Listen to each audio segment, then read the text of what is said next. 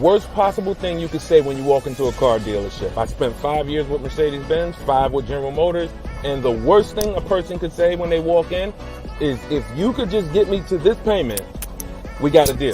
So your loan's probably still like 19, which means you got to pay to get out. You're upside down. It's called negative equity.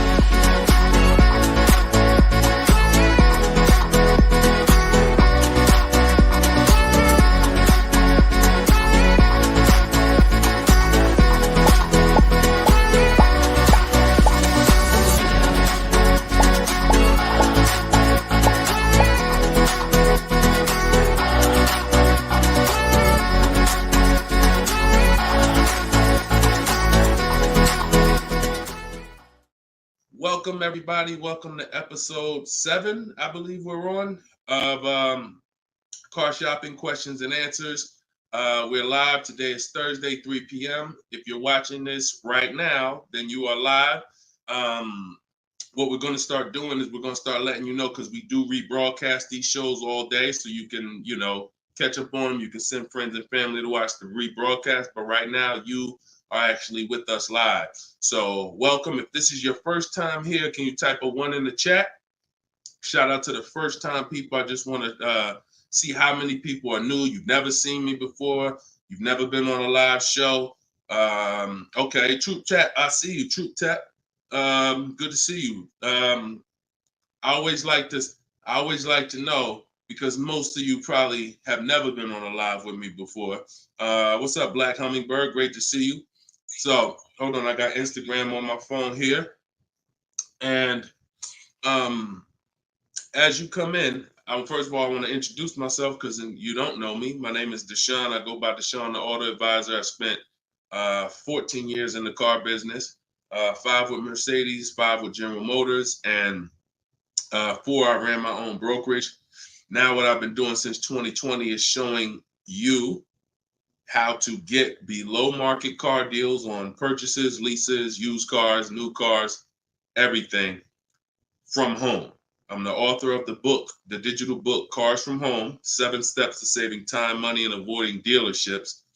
And during the show, for 30 minutes, as part of our welcome offer, you can get your copy for 75% off. It's normally $97, but in my TikTok bio, in my Instagram bio, and in the comment section, you can grab your book. You won't leave the broadcast, so you can make sure you get there before the countdown, but you'll still be here tuned in with us. So I want you to start typing your questions, and then Dolan, who's moderating, is going to pull them into the show, and we'll answer them one by one. Okay? Start typing your questions. I see we already got one from Michelle here on TikTok. Bounce back. Type your question on Instagram. I see you. Type your question in. And could everybody who shares, share? I'm only talking to the sharers. I know who y'all are, and I'm talking to y'all. Shout out to the sharers.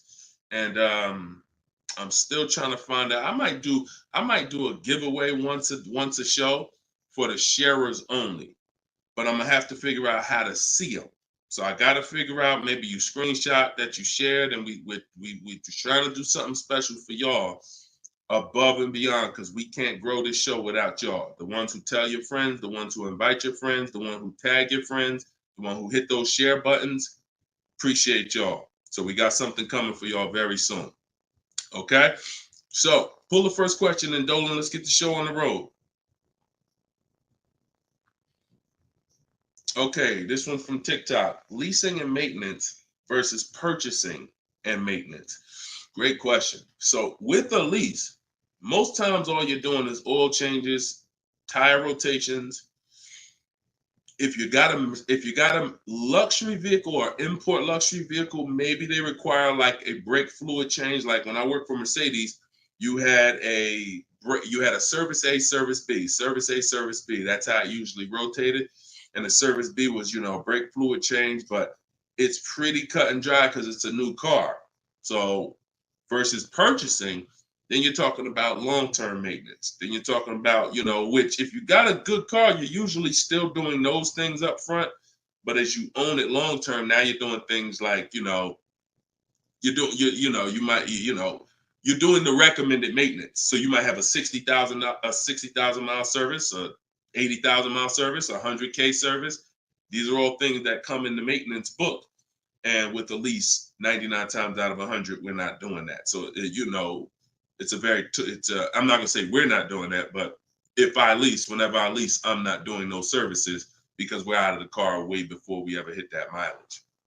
So big difference, big difference. All right, go ahead. Next one, Dolan. Let's go. Black Hummingbird, and y'all forgive me because I got a little something trying to jump on me, but I'm just gonna flush it out. Praise the Lord, and we gonna get through this. So y'all see me all congested, it's because I am, but we good. My car was totaled in an accident. Sorry to hear that. How long should I wait before I get another one? How long can you wait? You know, I'm not a fan of shopping with my back against the wall, but I'm a fan of, you know, if you are you going to be in a rental car? Are they giving you a rental? Sometimes you only have 30 days with the rental before you have to pay. I don't know if you have a backup car, but you know, that's going to depend. So what you need to ask yourself right now, because you have to replace that car eventually, I want you to ask yourself, and everyone on here, I want you to answer this question: how many years are you keeping in that car that you're buying? But first of all, who's shopping for a car now, or you will be in the next 12 months? Type me in the comments. If you're shopping right now, like Deshone, I'm in the market right now, or you will be in the next 12 months, type me in the comments. Okay, I see you on TikTok. Anyone shopping for a car? Michelle, she's shopping.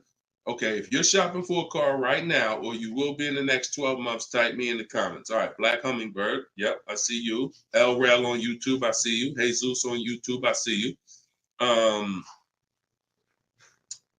All right. The first question I want y'all to answer, everybody, is how many years you're keeping the next car? How many years are you keeping the next car? This is very important because this is the buying versus leasing question. How many years are you keeping the next car is the buying versus leasing question. So your Black Hummingbird, when you shop, is going to depend on how long you have. If you got a backup car, then there's no rush. If you don't have a backup car, then you need to find out, are they giving you a rental?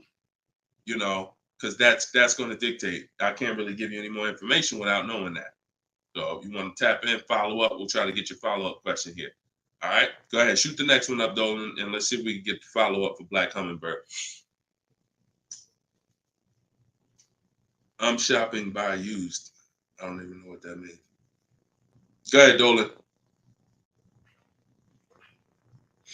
Okay, this one's from TikTok.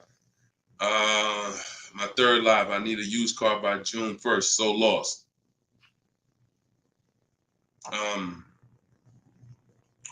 Where you lost? Everyone learns differently. So you have to ask yourself, how do you learn? There are people on these lives, we've already gotten DMs and emails saying that people use the show, they use the strategy, and they got cars.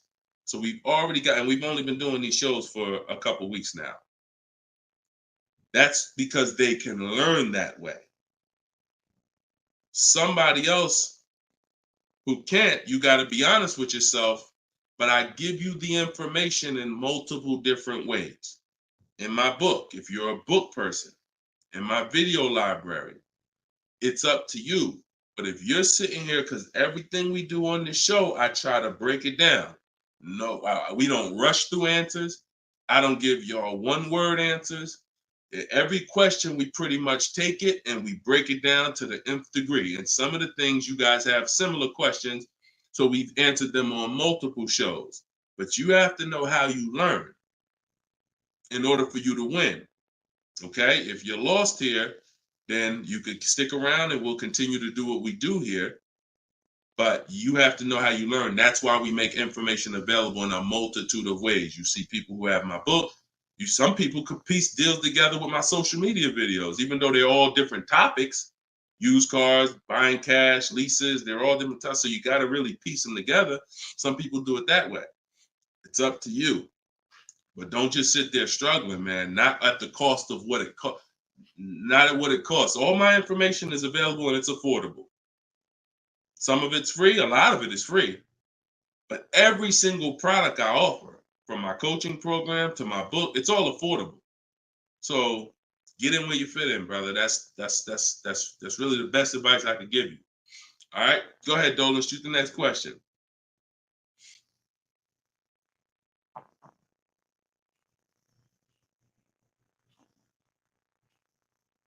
Okay, this one's from YouTube. LRel, what's going on? Peace, Deshone. I'm in the market for a used pickup truck for work. Never had one. How do I narrow down a reliable make model?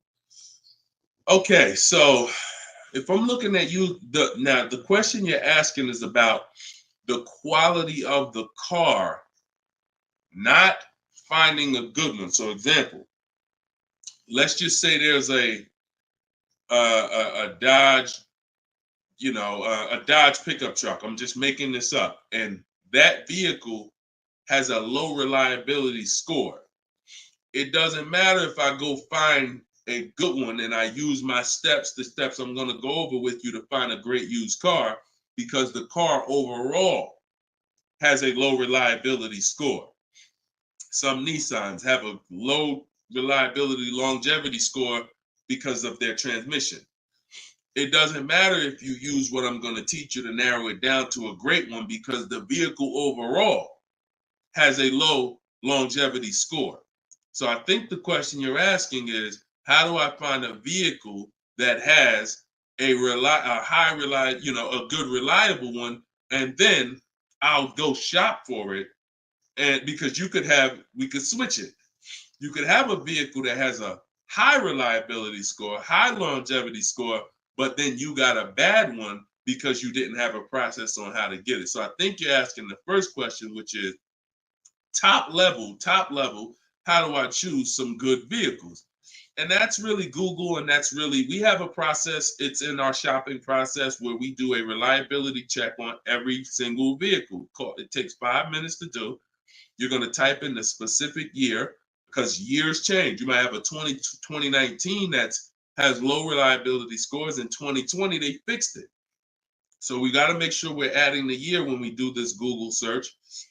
But if I'm looking for a pickup, I'm looking at like a 1500, and I'm looking at, what I need. Some people need 2500 if you need heavy duty or something like that. But then what you're doing is typing it into Google, and you're looking at all the competitors. I'm looking at the Toyota pickup. I'm looking at the Dodge pickup. I'm looking at the Ford pickup. I'm looking at the Chevy pickup. And then I'm just choosing, all right, which one of those do I like? All right, I like those two. Then I'm deciding which one I'm going to like. Now, if you're buying used, you can't test drive it, because you can't test drive a used car until literally you're ready to take it home. You can't go and test drive one here, because the one you end up getting may drive totally different. That's just the way it is with used cars.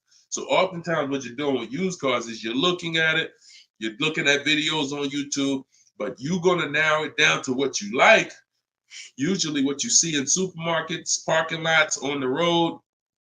Oh my goodness. Lord Jesus, help me get through this. And then what you're going to do is you're going to do that reliability check. So you go to Google, you type in the year 2019 Toyota Tundra reliability. Then you're going to skim that first page. So that first page of articles is going to tell you all you need to know. If you see low scores, if you see 7 out of 10 reliability, just skim that. Don't pay attention to any site from a dealer. This is part 4. This is in my book, because this is step 4. Because the next step after this car passes this test is now we're going to shop for it. You can't skip this. So that's why this is a really good question. Some of you are skipping the process of doing a reliability, longevity, and initial quality check on the cars you're getting. And that's why you get cars that are in the shop every 90 days. It's not because you bought a bad one necessarily. It's because the car itself has a low rating. Transmission's going out on you because you didn't do a longevity check to see that car is known to have transmission problems at 80,000, 90,000 miles. So if you skip this little 5-minute step, it could cost you thousands of dollars. So you want to do that reliability, skim those articles, And then because you're keeping long term, you're not leasing, you're going to do the same thing with longevity. So you're going to type in 2019 Toyota Tundra longevity. And that's when you're going to see what they're saying about the car long term. Does it, transmission issues, engine issues? Sometimes it'll say right at the top, these cars are known to last 200 to 300,000 miles when properly serviced. Then then the only mission is, all right, the car itself has great scores. Now I have to find a good one. Okay? That's step one now. Okay? That's where you start. Great question. Okay, go ahead, Dolan. Shoot the next one up. All right, we got Philip on Facebook. Would you say buying or leasing is better right now? Also, what about down payment with leasing? So, all right, you should never be in a position where you're asking yourself, should I buy or lease this car? Based on what you feel. Yeah, so I feel like I should buy. No, the buying or leasing question is based on how long you're keeping the car. I have something that I do that I teach called the 8-year rule. The 8-year rule says that if you're not buying a car to keep at least 8 years, you should be shopping for a lease. Reason being is there is no way for you to get a great deal on a car if you buy it when you should have leased it. Because lease deals, when you get a great lease deal, it's so good, it's so low, it's so much less money out of pocket that it will take a buyer years to catch up with you. We did a scenario in the last show where we compared this deal that one of our students got, Frina, who uses my stuff. And anyone who's using my stuff is going to get these deals if you follow my process. It's not, you don't have to be great. You could be a bad negotiator. It doesn't matter. As long as you know how to use a computer and do copy and paste, you can get these deals. But we compared her deal, which she got at $579 a month on this $65,000 car, and we compared it to a purchase, which would be literally $900, $1,000 a month. So how do we make this decision? Very simple. If you are not buying your car to keep for 8 years, you should be leasing it, because in the middle, y'all know when I break this out, if you've been on the show before, this is the depreciation scale. This is how your car goes down in value. I know some of you have been taught, I want to buy my car, I drive as much as I want. I don't want to pay for the miles. But you are paying for your miles. Because check this out. You buy your car here for $30,000. A year later, even if you don't drive it, it's no longer worth $30,000. At best, it's worth $22,000. If you don't drive it 1 mile, it's probably worth $25,000. You lost $5,000 and you never drove it 1 mile. That's depreciation. So your car is depreciating like this. Year 1, year 2, year 3. That's why you flipping these cars, buying cars, trading them in 6 months, a year. You're losing at least $5,000, $10,000, but they'll hide it in a monthly payment. See, a cash buyer, you never do this. Some of you who are like, I pay cash, you never do it. You never buy a car, turn around, I don't like the car, I'm gonna trade this thing in. Because when you come in and they tell you, well, I know you just paid $35, but we could only give you $28. I just bought the car 6 months ago. You know what I mean? I lost $7,000 that fast? Yep, at least. You're like, all right, I'm not doing that. But with a payment, they'll hide it in the payment, and you don't understand. You just lost $7,000 in 6 months. So this is how you have to see this short-term ownership when you buy a car. My car is going down in value 20% the first year, 15%, 15% the third year. It's losing thousands of dollars. But if I keep it a long time, 7 years, 8 years, it starts to level out where I'm not losing that money anymore. If you have a car outside your house right now that you've had for more than 8 years, I want you to type the number of years you've had the car. Everybody on here, we're live. This is our 3 p.m. Thursday live show. This isn't a rebroadcast. So tell me right now, everyone who has a car outside, type how many years you've had the car. How many years? If it's 8, if it's 9, 10, 12. Had somebody on the last broadcast, somebody said they had like a 15-year-old car outside. You'll notice this, Gilda, you got an 11-year-old car outside. Here's what you'll notice. Your car is no longer losing value like this every year. Your car is no longer losing value like this every year. You're going to look and say, if let's assume right now, Gilda, your car is worth, I'm just making up a number. I don't know the car, nothing. Let's say it's worth $8,000. A year from now, it's going to be worth close to 8,000. Probably worth 75. That means you've won. So when you're trying to, when you are buying, wow, Carol's Care has a 18-year-old car outside. So that means you've won, because this is how you win with a purchase, and pay very close attention to what I'm about to say. You don't win when you pay off the car. You pay off the car, but your car's still dropping like this. You didn't win yet. You didn't win yet. You win when you actually pay off the car and now the car is not dropping in value. You beat the depreciation. That's when you win purchasing. A lot of people were taught, don't keep the car that long. And that's where you're losing. That's why leasing is for you. Because there's only two ways you're going to avoid those hits. You're either going to keep the car long enough to get to where people like Gilda and Carol are. Look, Big Rich has these are people who kept cars long term, or you're going to get great lease deals where you're paying pennies on the dollar and you're winning. But those of you who are stuck in the middle, we got to get you out the middle, because you are losing the most money. You buy cars, you resell them. You buy cars, you trade them in 2 years, 3 years, you're losing the most money. You lease, but then you buy the lease. You're losing the most money. You're stuck in the middle. You got to pick a side. There's only two ways to win. Great lease deals, long-term ownership. Anything in the middle, you're losing thousands and thousands of dollars in depreciation. All right, we clear? All right, perfect. Shoot the next one up, Dolan. I see you, Luscious. I purchased the book. Awesome. Congratulations. Enjoy it. This whole show is sponsored by my new book, y'all. It's called Car Shopping. It's called Cars from Home. 7 Steps to Saving Time, Money, and Avoiding Dealers. So we have a welcome special. So you can get your book for 75% off the whole broadcast. Well, 30 minutes. It's normally $97, but you can get yours. We're rated 4.94 on Goodreads. You can get yours for $24 as long as you get to my bio before the 30 minutes expires. And $97 is a great price. Because here's the thing. I got a lot of books on my shelf. I cannot tell you a lot of books that saved me a lot of money. And my goal for this book was to be one of the books where you look at and say, man, this book right here has saved me thousands and tens of thousands of dollars. And that's my goal for the book. And we've been doing well at that. So, all right, this one's from Instagram. Mission Green. I'm in a purchase for 2 years with negative equity. Want to get into a lease. How can I walk away with the least out-of-pocket cap?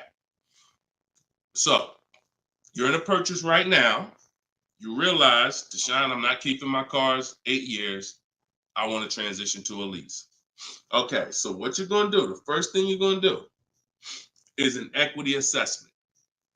Equity assessment is when you find out you're going to get the highest bid, because we never sell a car. We don't trade cars. We never replace a car without getting bids on it. We never buy a car without getting bids on it. We never take a loan without getting bids. So what we're doing is we need to get bids, because bids are going to tell us what is the highest offer we can get for our car, which means that would be the smallest amount of negative equity we could possibly have. So as you get these bids, you're going to get your payoff from your bank, call your bank, get your payoff, then go to CarMax. We like to get 6 bids. CarMax, Driveway, Carvana, Kelly's Blue Book Instant Cash Offer. Do not use kellysbluebook.com. It's nothing but a marketing website that it does us no good. Kelly's Blue Book Instant Cash Offer. Auto Nation Sell My Car, and Car Guru Sell My Car. Now, that'll get you 6 offers.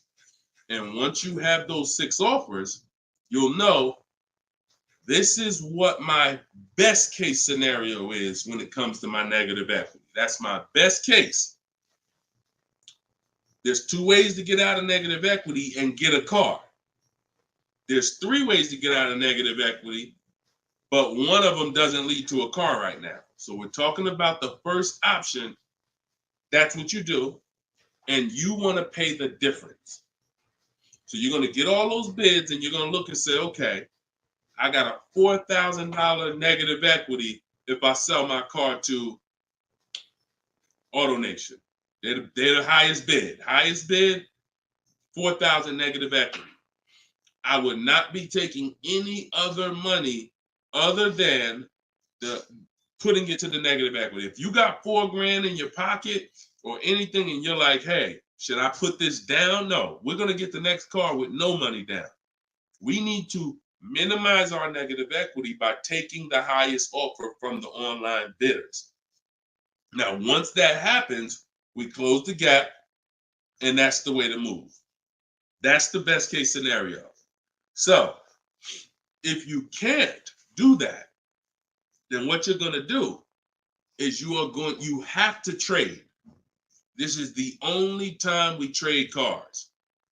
There is no other time where we are going to trade a car, because you don't get the most money trading a car. You don't get the most money trading anything. If you think about it, if you got a lawnmower and I got a bike, and I'm like, man, look, I'll trade you my bike for your I'll trade you my bike for your lawnmower. Neither one of us is really getting the most money that we could get. That's a trade. It's like a little compromise. I take a little less because I got something you want, you got something I want. It's different than me saying, you know what, I got a bike. Let me see the most money I can get for my bike, and then I come back and pay you for the lawnmower. And this is how you have to see it. This is why we don't trade. Because when you trade, you're not making the buyer win a bid. You're not making the buyer bid. You're just saying, whatever you could pay me, I'll take it. That's why the first option I just laid out is the best option. But some of you don't have the cash to pay the difference.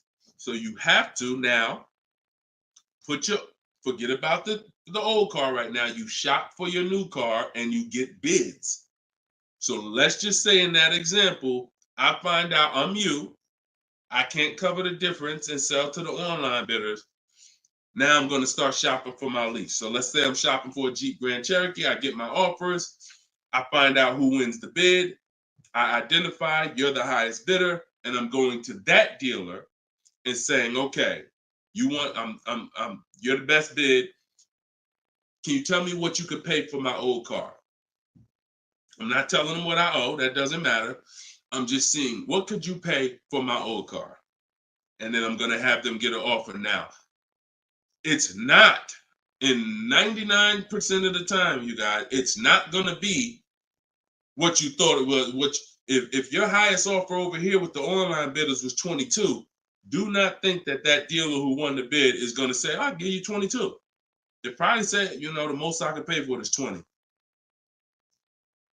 And you have to take it because they can't win both bids. That's just almost impossible. The fact they're going to outbid all their competition on the car you're trying to buy from them. So I beat all these other Jeep dealers to win your business, and I'm going to beat CarMax, Boom, Driveway, all these other companies, and pay you more for your trade. That's not going to happen. So that's why I say the first option is the best, because the second option, you're going to have more negative equity because the dealer cannot pay as much as the online bidder. So now that's what you would do, and you would tell them, okay, please add it to my deal, and you'd have to roll it into the lease over there. Third scenario where you can't get out is if you have too much negative equity.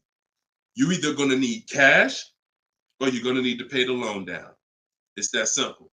Because when you bring that negative equity over, the bank only has a certain amount that they're going to approve.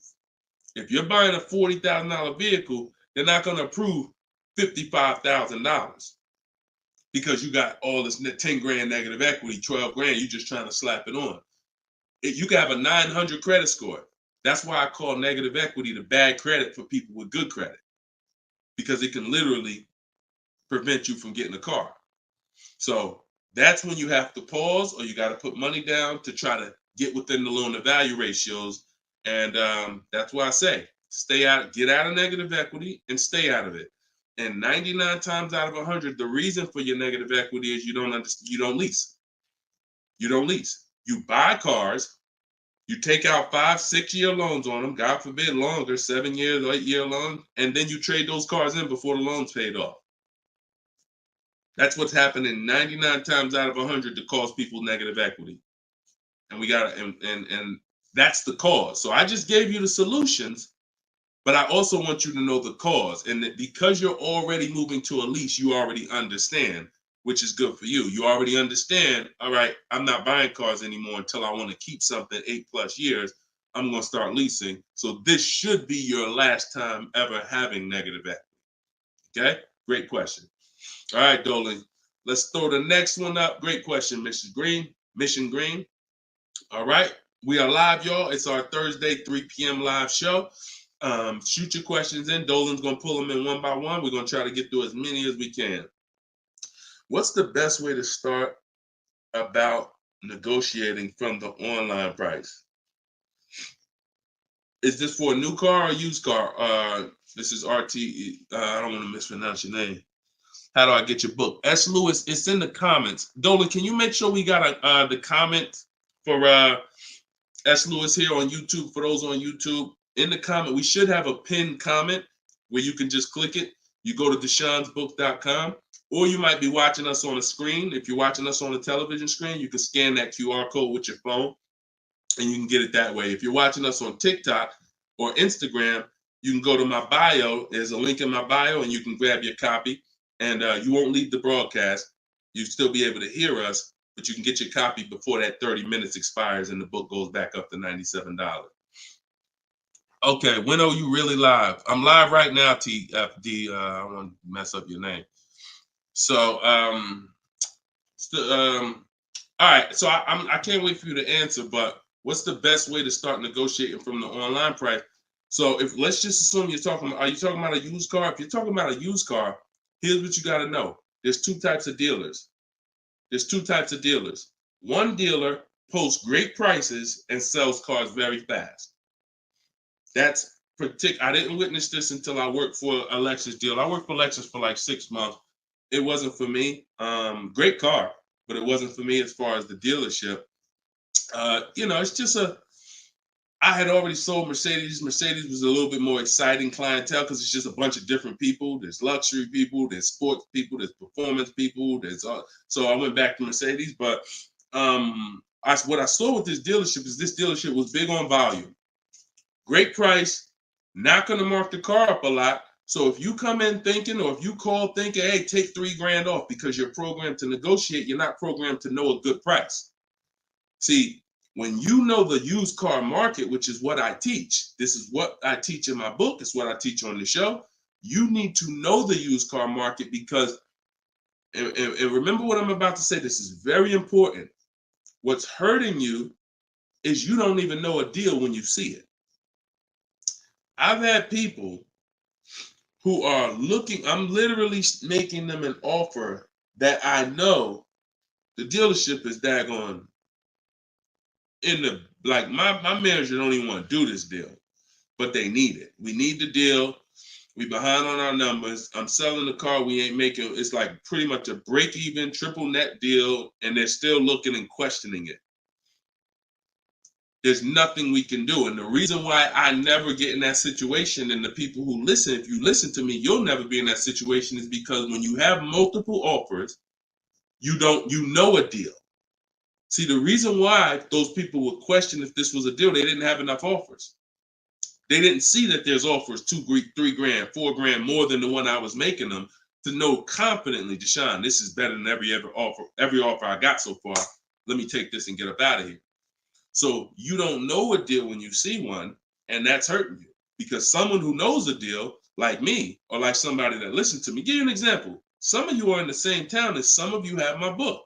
And some of you are actually shopping for the same car that someone else on here is shopping for. that means y'all are competing. So someone who's using my stuff and who knows a deal and who's sitting here talking to multiple dealers while you looking at one dealer slow and doing this, they're going to get that car out of before you even have a time to wonder if this was a good deal. Oh, you know what? That is a good deal. Let me call them back. That car's gone. It's gone. So that's the first type of dealer.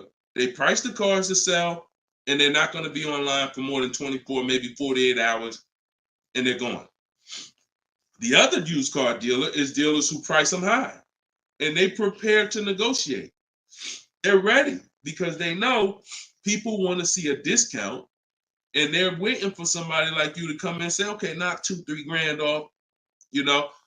But if they're overpriced, what does it matter? If you're overpriced $3,000, $4,000, $5,000, and you take $3 grand off, you're still, it wasn't the best deal. So don't think so. To some of the best used car dealers, when I bought my Infiniti truck, he literally only had $800 he could give me when I got there. I didn't ask for it when I was on the phone because, again, what I say, I'm trying to teach y'all the psychology. I don't want you to know everything that goes on behind the scenes. I just want you to know what to do. But every now and then I got to tell you why you should be doing this. When that car comes on and that dealer knows this is the best price in the market, this car is not going to last for 48 hours. You call them and say, hey, could you do another 1,000 off? Click, not even interested. One, the car just got here. I don't know who you are. I don't know if you're serious. Listen, we ain't got no time for that. What we do when we find that best car is we know we've done all our research online from home. I'm on my way. Only thing I need to know is has the car been smoked in? Because I can't see that online. That's the only thing. We verify that there's no fake fees because some dealers will price a car low and then they add fake fees because they want you to come without even asking them about the fees. And the second type will, hey, the car's been smoked in, and if you don't ask them, you'll get there and be like, oh, car smells like smoke. That's the only two things we verify. No bogus fees. Nope, hasn't been smoked in. I'm on my way. Then when I get there, we test drive. Car meets our test drive. All right, boom. Can you do another 500 off, 700 off?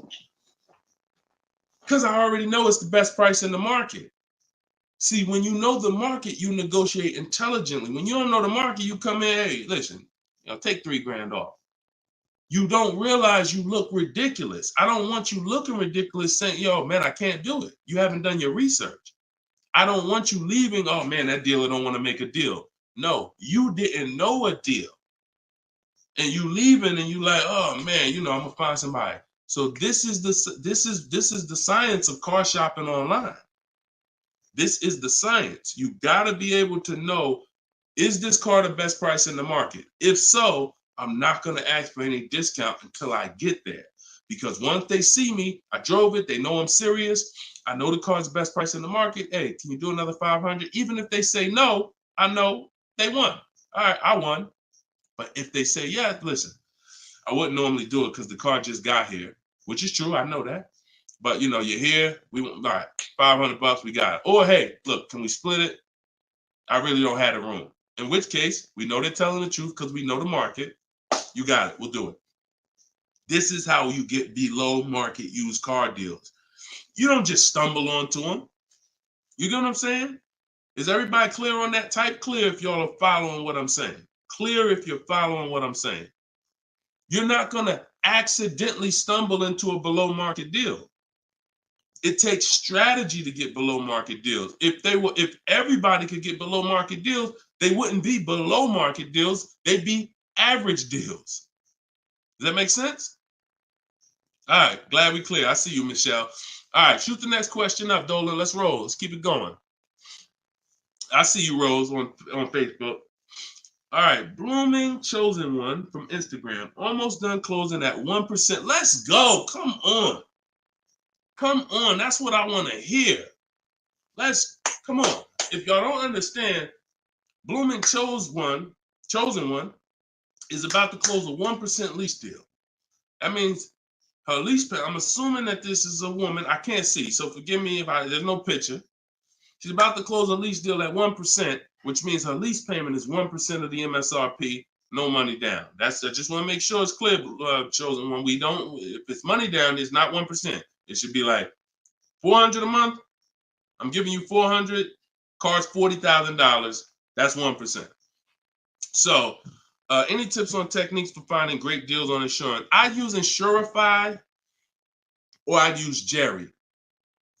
These are apps that shop on websites that shop multiple carriers. And I know it's Kayak and stuff like that, but what I found is Insurify has like insurance companies that we don't know about. It's painful shopping for insurance unless you have something that's actually, because think about all the insurance companies around us that will want to give us auto insurance. We don't know about them now. Small companies, they don't have the advertising budgets. So you want a tool that's going to connect you with all these insurance companies, not just the big name ones that we all know, Liberty Mutual, State Farm, that got the, $1 billion marketing budget. Some of the smaller insurance companies, we want to get those offers. And so Insurify.com, I'm not sponsored by them. I just love multiple offers. So I love multiple offers. And so any tool that gets me multiple offers on anything, I love. So yeah, that's what I would say. So keep me posted. I told you, I want to see your deals. See, she didn't even say what car she's looking at. That's how we know. See, people with no skills, all they talk about is the car. Just got the new Range Rover. Yep, just treated myself. Retirement gift. All they talk about is the car. And I'm not stepping on your toes, but you like Deshone, that's me. That's me. I know who I'm talking to. When you start getting skills and buying cars, making people bid 90 minutes from home, using my systems, the first thing that you're excited about is the deal. The car's second, but the deal's, once this deal's closed, now I'll get excited about the car. All right, good job. Great job. I love it. Go ahead, shoot the next one up, Dolan. All right, from TikTok. Is it true that there is no need for down payment?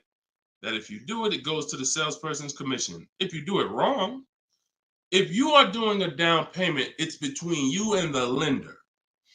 If you go in and you're a payment shopper, then your down payment is usually going to go to commission. A payment shopper says things like, how much does that car cost a month? Okay, that's a little high. Could you get it to, could you get it like under 6? That's a payment shopper. No idea about the numbers, just talking about payments. If you stop doing that, and if you've done that, see, I don't want to, look, I hope we're building a community here where people could be honest. If you've done that, type ouch in the comments. If you've gone into a dealer, looked at a car, said, how much those run a month? What kind of monthly payments are on those? And I know that there's some people who are not gonna be honest, but this is how a lot of people shop. It's a payment thing. Yeah, okay. I appreciate it. I see. All right. I see we got some. All right, we got some people being honest in here. I see you. I see you, Michelle. I see you, Bye Lion. Not Michelle. So that's where you get in trouble. So what do you do outside of that? You separate the payments from the car. The payment you handle when you're shopping for, look, Byron on YouTube said, ouch, just experienced this past weekend. It's terrible out here. It's great out here for us, okay? It's terrible when you have no strategy. It's terrible if you're winging it. It's great out here for us. Like, and I'm not even saying that, underplaying that. Like, I've been doing this so long, and I got just so many people that done learn from me, and so many people getting cars. I got a private group, so I get to see this stuff. You know what I'm saying? I get to. If you guys been on these shows, I share people's stuff. I share Tope stuff, Greg's deal. This is our book, 4.94 on Goodreads. Get your book 75% off, or you can wait and miss the 75. You can pay 97. Either way, it's worth it. Either way, but $24 is better than $97. In my TikTok bio, you got 30 minutes, or in my Instagram bio. But check this out. Kimberly's deal. She saved 20 grand off her Maserati. Look, Bonita, middle of the pandemic. So we've been hearing since we started this whole thing, yo, it's terrible out here. Man, there's no deals out here. Middle of the pandemic. Look, December 2022. Blood in the streets. Kia Telluride, one of the most popular vehicles of the last 3 years. Bonita, from home. Kia, 2023. 600 down, 600 a month. People paying $800, $900. There's people right now that's going to watch this broadcast that has this particular car paying $700,000, $800,000, $900 a month for it. This same vehicle. So, Charles, Hyundai Palisade, top 5 most popular vehicles the last 5 years in this category. Look, $597 a month, $48,000 truck. So it's what you know. In fact, it's what you don't know. So I would tell you, yes, when you are winging it, when you shopping, when you just winging it, yeah, Byron, it's gonna seem like, man, it's horrible out here. When you step back and start using my bidding systems and letting these deals come to you, letting loans come to you, you're gonna feel like you're in control. You call the shots. Okay? So that's what I want everybody to know. It's all perspective. You know, somebody who's never had a fight in their life may be like, oh, shoot, I'm gonna lose this fight. Mike Tyson, he's not worried about losing a fight. And I hope he's not throwing this fight. So, another end. It's all about what you know. You learn better skills, you get different results. You keep the same skills, keep shopping like our grandparents shop, keep shopping like our parents shop when there was no internet, keep shopping like it's 2005, you're going to get those same results. All right? Everything I'm talking about, y'all, is in my book. This whole show is sponsored by my book, Cars from Home, 7 Steps to Saving Time, Money, and Avoiding Dealerships. My whole shopping system is in there. You can get yours in my bio. I just said that. So go ahead, Dolan. Shoot that next question up that you had up on the screen. My lease is up this year, but I'm over 4,000 miles, and a car dealer just told me if I lease again that I'll have to pay for the over miles. What do I do? Okay, I want you to know something, and I want you to hear me clearly. Dealers who tell you they'll cover the mileage. I know some of you have heard this in the past. You know, my dealer said if I release a car from them, they took care of the mileage for me. No, they didn't. No, they didn't. Mileage is never taken care of because mileage is between you and the bank. You told me you were going to drive this, the bank, not the dealer. Dealer has nothing to do with the car. Once you drive off the lot, it's between you and the bank. It's between you and the leasing company. So when you go over miles, the bank says they told us they were going to bring this car back with 36,000 miles on it. They already have an estimated value of what they're going to sell the car for, and it's based on 36,000 miles. That's why if we're under miles, we always do an equity assessment. You're going to do this either way, Miss B, but this is one of the main reasons when we're under miles, it doesn't matter, because if we drive less than we told them we were going to drive, we want to see if there's any equity that we can actually pull out. If you didn't know you can sell a lease, yeah, that's another discovery.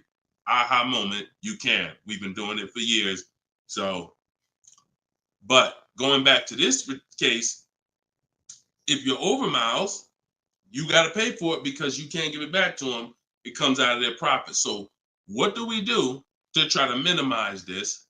One, we don't let a dealer tell us we're going to work this out for you. We have to do our own equity assessment. So you want to see what your position is. You want to call the leasing company, get your payoff. This is the second step in my process. Once you know whether you're going to buy or lease again, that's step one. Now, if you have a car to replace, you own it, you lease it, doesn't matter. Anything you're replacing, we got to do an equity assessment on it. So we're going to call the bank, get our payoff. If it's paid off, obviously we don't have to do that. And then you're going to get that payoff, and then you're going to get those offers I talked about earlier in the show. If you missed it, I don't want to go through the whole equity assessment process because we already did it. And for the people who've been on here, I don't want to repeat the whole thing. But if you go on YouTube, if you go on Facebook, you'll be able to see the broadcast. Go to the section on equity assessment and follow that process, because you need to see, can I sell this vehicle and break even, get out of it, or if I have a mileage penalty, you know, does it make more sense for me to actually get out now, which in a lot of cases it probably won't, because you have payments remaining. So if you got out now, see, if you sell it, it's clean. So if you sell it, and it goes back to what we were talking about with what somebody asked the question about the negative equity. Let's just say I'm you. I do my equity assessment. I find out to get out of the lease, I gotta contribute like $1,000, but I could get out now. When I sell a lease, there's no penalty. It's literally no payments due, nothing. It's everyone's whole. That's the only way. Everyone's whole. My second option is I gotta account for the payments I have left on my contract. If I got 5 payments left at $500 a month, that's $2,500. Does it make more sense for me to get out now and pay those payments? Probably not. Or does it make more sense for me to just wait and take the mileage penalty? So those are the 3 things you're comparing. Selling the car, and you're seeing what's the least money that comes out of my pocket. What's the best of those things? Selling the car, getting out now and taking the payment hit, because all those payments are going to be due. They're going to have to be rolled over to your next vehicle, or driving the car until you get close to the end of the lease, and maybe maybe it depends on how much you drive per month, and maybe you're 8,000 miles over, and that's a $2,000 mileage penalty. So these are the things you have to think about. But I'm telling you that if you just walk into a dealer and say, hey, could you work this up for me? Now you don't even have the luxury of guaranteeing you got the best price on the car.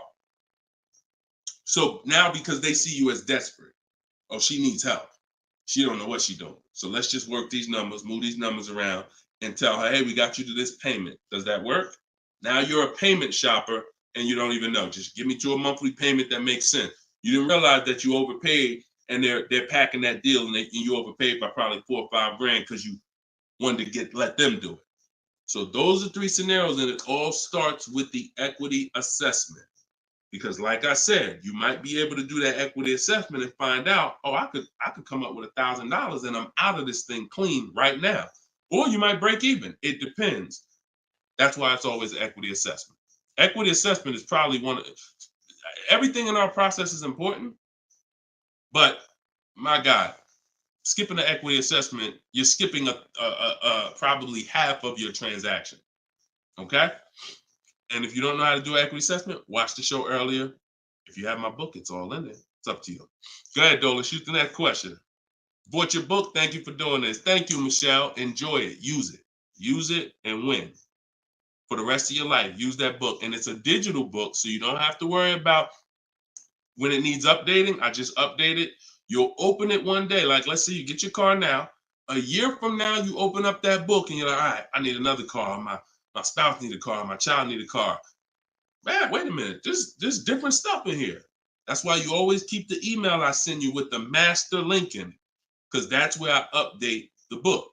All of you who got the book, when you download it, don't save the email, because when you click that master link, that's where I update the file whenever something changes. So, and I couldn't do that with a print book. I can only do that with a digital book. Yeah, don't worry. I don't do trades, J. Paul. So if you ever see somebody selling crypto, all of that, like anybody with a decent amount of followers is going to have knockoff accounts. Like, I do car education. That's all I do. I don't do crypto. I don't do none of this other stuff. It's been fake Deshone the Auto Advisor accounts since we was on TikTok. We got 1.5 million followers on TikTok. The fake Deshone the Auto Advisor accounts started popping up. Nothing we can do about it. You got to watch it, though. Watch it. Okay, this one's from Instagram. Considering a lease of a Lexus electric vehicle. First time lease customer. Do you have any advice shopping for a lease premium electric vehicle? Same process. Same process. My system doesn't change. I'm gonna tell you, there's only one scenario where it changes, but electric cars, look, doesn't matter. Look, Look at Sean. Bids. F-150 XLT electric. Bids. $73,000 vehicle. He got it for 57. He saved over 20 grand. Bids. That's electric. Electric. You don't know what rebates there are. You don't know what's what.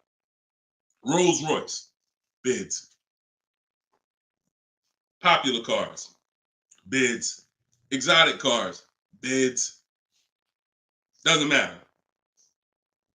Process is the same. The only time that bidding is not called for when purchasing the car is with Tesla or any manufacturer where the price is set. No matter where you go in the country, it's the same price. You buy Tesla in New Jersey, same price in California, same price in Minnesota. One price all around the country. You order the car. That's it. I don't care if you have GM supplier pricing. That everyone's doing a different price. Some people are not going to tell you. They won't tell you what the rebates is. Some people, oh, Deshone, I'm a Ford employee. I get Ford special pricing. Bids. Because 80% of dealers are going to lie and not give you the real Ford special pricing. Everything is bids. Put everything under there. All right? Go ahead, Dolan. Shoot the next one up, brother.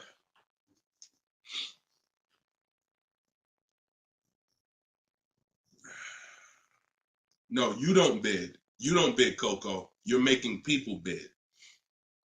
This one bounced back, Brian from Instagram. What's up? Hey, bro, I recently financed a BMW 330M, but the problem is they gave me a high APR.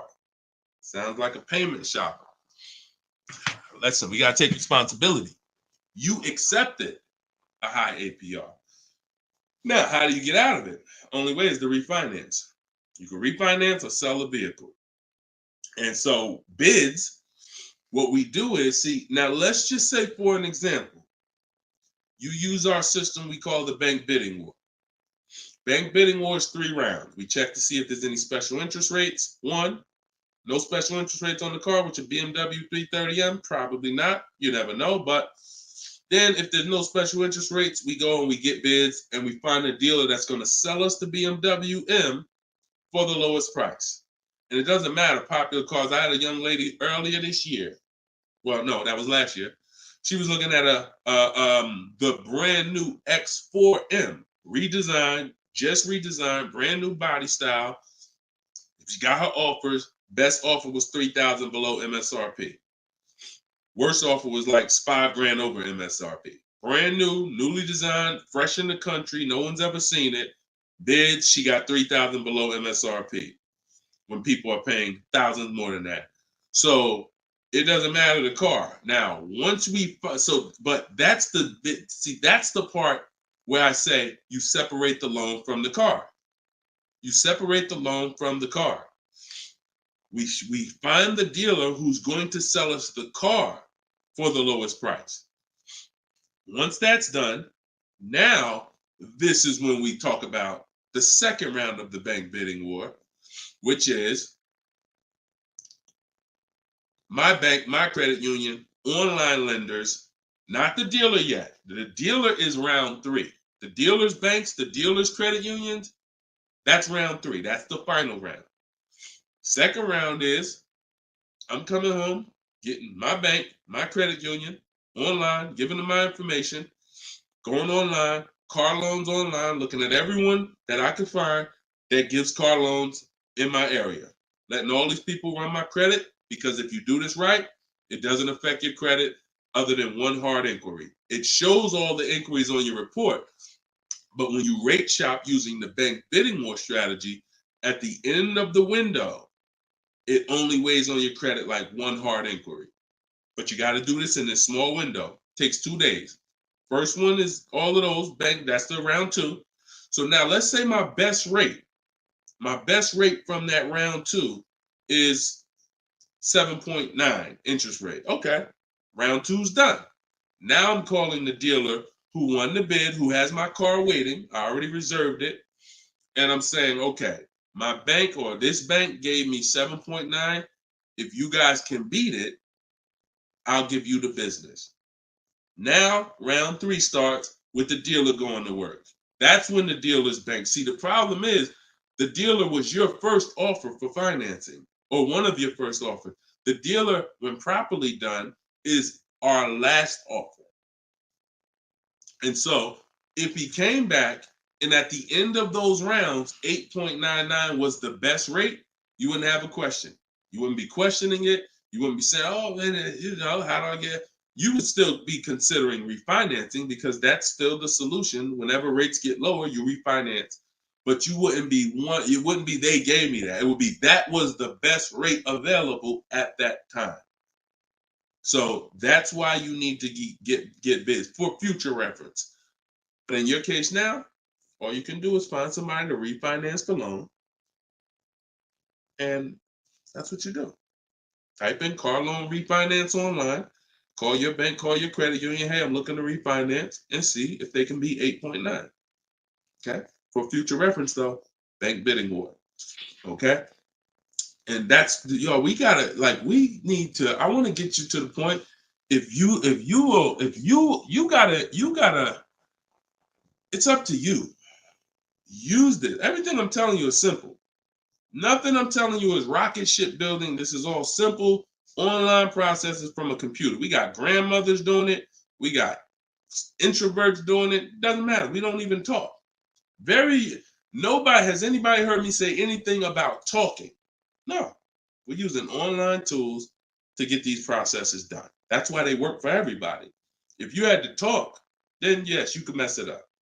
But this is for the future reference. We want to guarantee that we got the best price.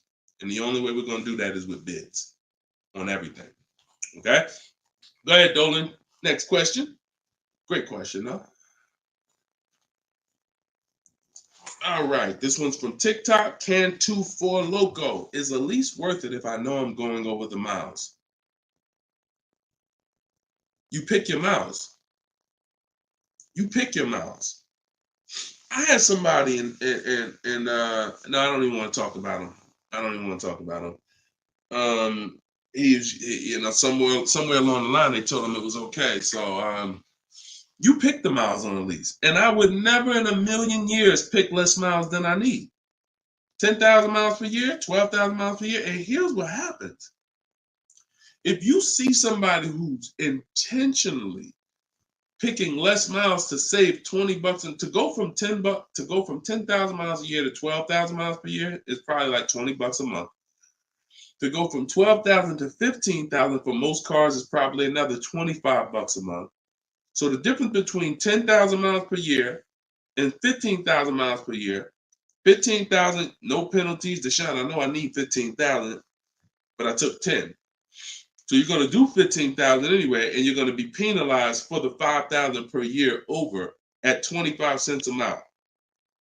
Instead of paying the additional $45 a month, which would be way less than the penalties, because 5,000 miles per year, 15,000 miles over at 25 cents a mile is $3,750. $45 a month times 3 years is $1,620. Numbers are numbers. $45 a month more to my lease contract from the beginning, because that's the mileage I really need. I'm paying $1,620 extra over 3 years to have a comfortable lease experience, no penalties, and I can enjoy my lease. Versus taking 10, knowing I'm going to drive 15, and then looking and saying, dang, I'm over miles by 15,000 miles, and how can I avoid this almost $4,000 bill that's coming? Choose your mileage wisely. Deal structure. Step 3, I got a whole step in my process on deal structure. This falls under deal structure. So we never take a lease knowing we're going over the mileage. We just never do that. We're setting ourselves up to not enjoy the lease. For what? That's it. Step 3 in my process, part of deal structure. I got a section in my book on this, is choosing your mileage wisely, where you look and estimate how much you drive, Or if you have a car, you just look back and say, all right, I drive 12,000 miles per year. You can look back at what you drove. If you don't have a car, then you're just going to look and say, all right, how many miles do I drive to work? Okay, and you add the miles up, and you'll see throughout the year. Oh, plus I'm gonna take a vacation. I want to go down. I want to go on vacation 2 times a year. That's gonna be another 1,000 miles each. All right, perfect. I need 14,000 miles a year. It's a 5 to 8 minute exercise, but you haven't been taught to do it. So there's nothing in I don't skip anything because I've been doing this since 2006. I've seen thousands of scenarios working in dealerships, General Motors, Mercedes, thousands. And every time I see something that is horribly wrong, that's costing somebody money, I just made sure I added it to my process. Okay, I'm gonna make sure anybody who listens to me doesn't do that, because this is what happens when they do that. So we got to choose our mileage wisely to actually enjoy our lease. Okay. All right, y'all. Look, we hit 1 hour and 6 minutes. I'm gonna wrap it. I usually try to go like 1 hour and 15 minutes, but as y'all can see, I'm actually struggling to get through this. I need to go and get me some tea, and that's what I'm gonna do. This is our second show for the day, and some of you may be watching us on a rebroadcast, but right now we're live. We've been live Monday, Tuesday, just so y'all know, and I'll probably have a link in my bio by tomorrow to our calendar. But most days we're going live Monday and Tuesday, Thursday and Friday. We're going live at 12 noon Eastern time, 3 p.m. Eastern time. So that's when our show is going to air live. And every time you see us on a rebroadcast, we're going to have a sign on the top that says rebroadcast. So y'all know, okay, this is a rebroadcast in case I couldn't watch the whole show. I was at work. So we rebroadcast all the time. But yes, always a pleasure, y'all. Let's keep winning. Shout out to the people who got my book. I appreciate y'all. Thank you to those who reviewed it, who helped us get to 4.94 on Goodreads.com. I appreciate you, and continue to use the book and continue to unlearn the bad stuff you learned about car buying. If you don't hear me say it, that's because I don't do it. And no one who listens to me does it. You hear somebody say, yeah, I was in the dealership. I was in there like 4 or 5 hours, but man, I was using what Deshone teach.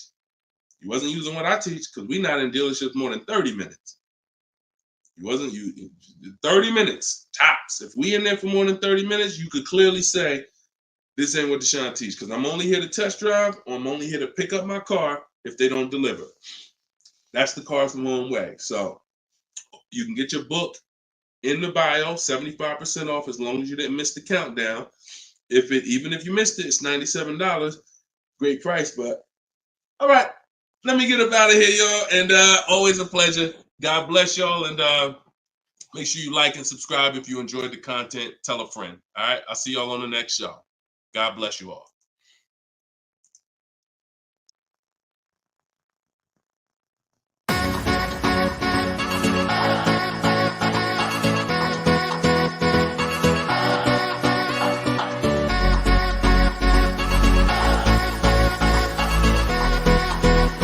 The worst possible thing you could say when you walk into a car dealership. I spent 5 years with Mercedes-Benz, 5 with General Motors, and the worst thing a person could say when they walk in is, if you could just get me to this payment, we got a deal.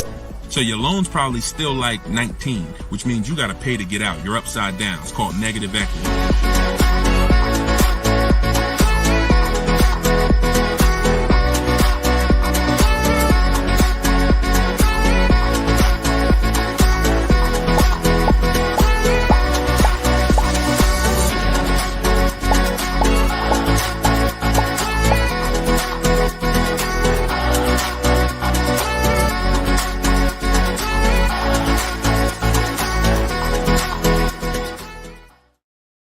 What is going on, everybody? Welcome to episode 9.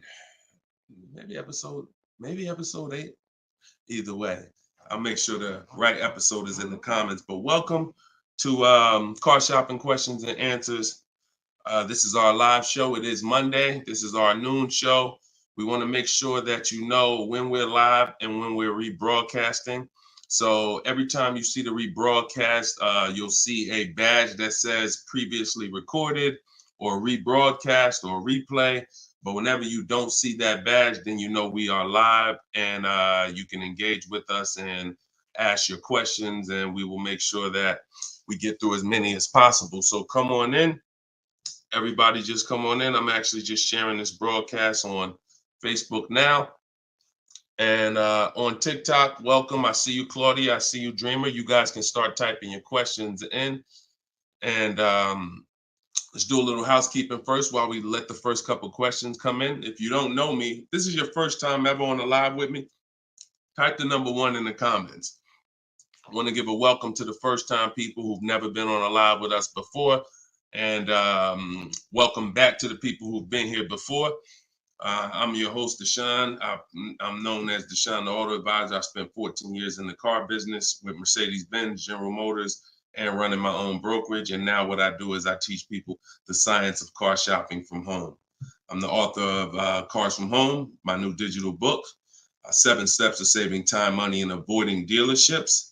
And everything that I talk about, everything if you've seen any of my social media videos, everything is based on one of the 7 steps in our shopping system. So we don't hold back.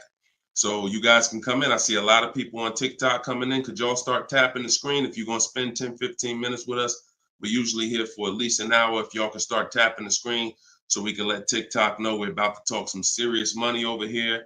Frankie, I see you. Good to see you, Frankie boy. Thanks for sharing. Shout out to the sharers. And whenever we have the first question, we will certainly get down to it. Also, if you, all of you do have the opportunity to get my new digital book at 75% off. I always like to let you know about this welcome offer. The book is normally $97 and it's currently 4.94 stars on Goodreads.com.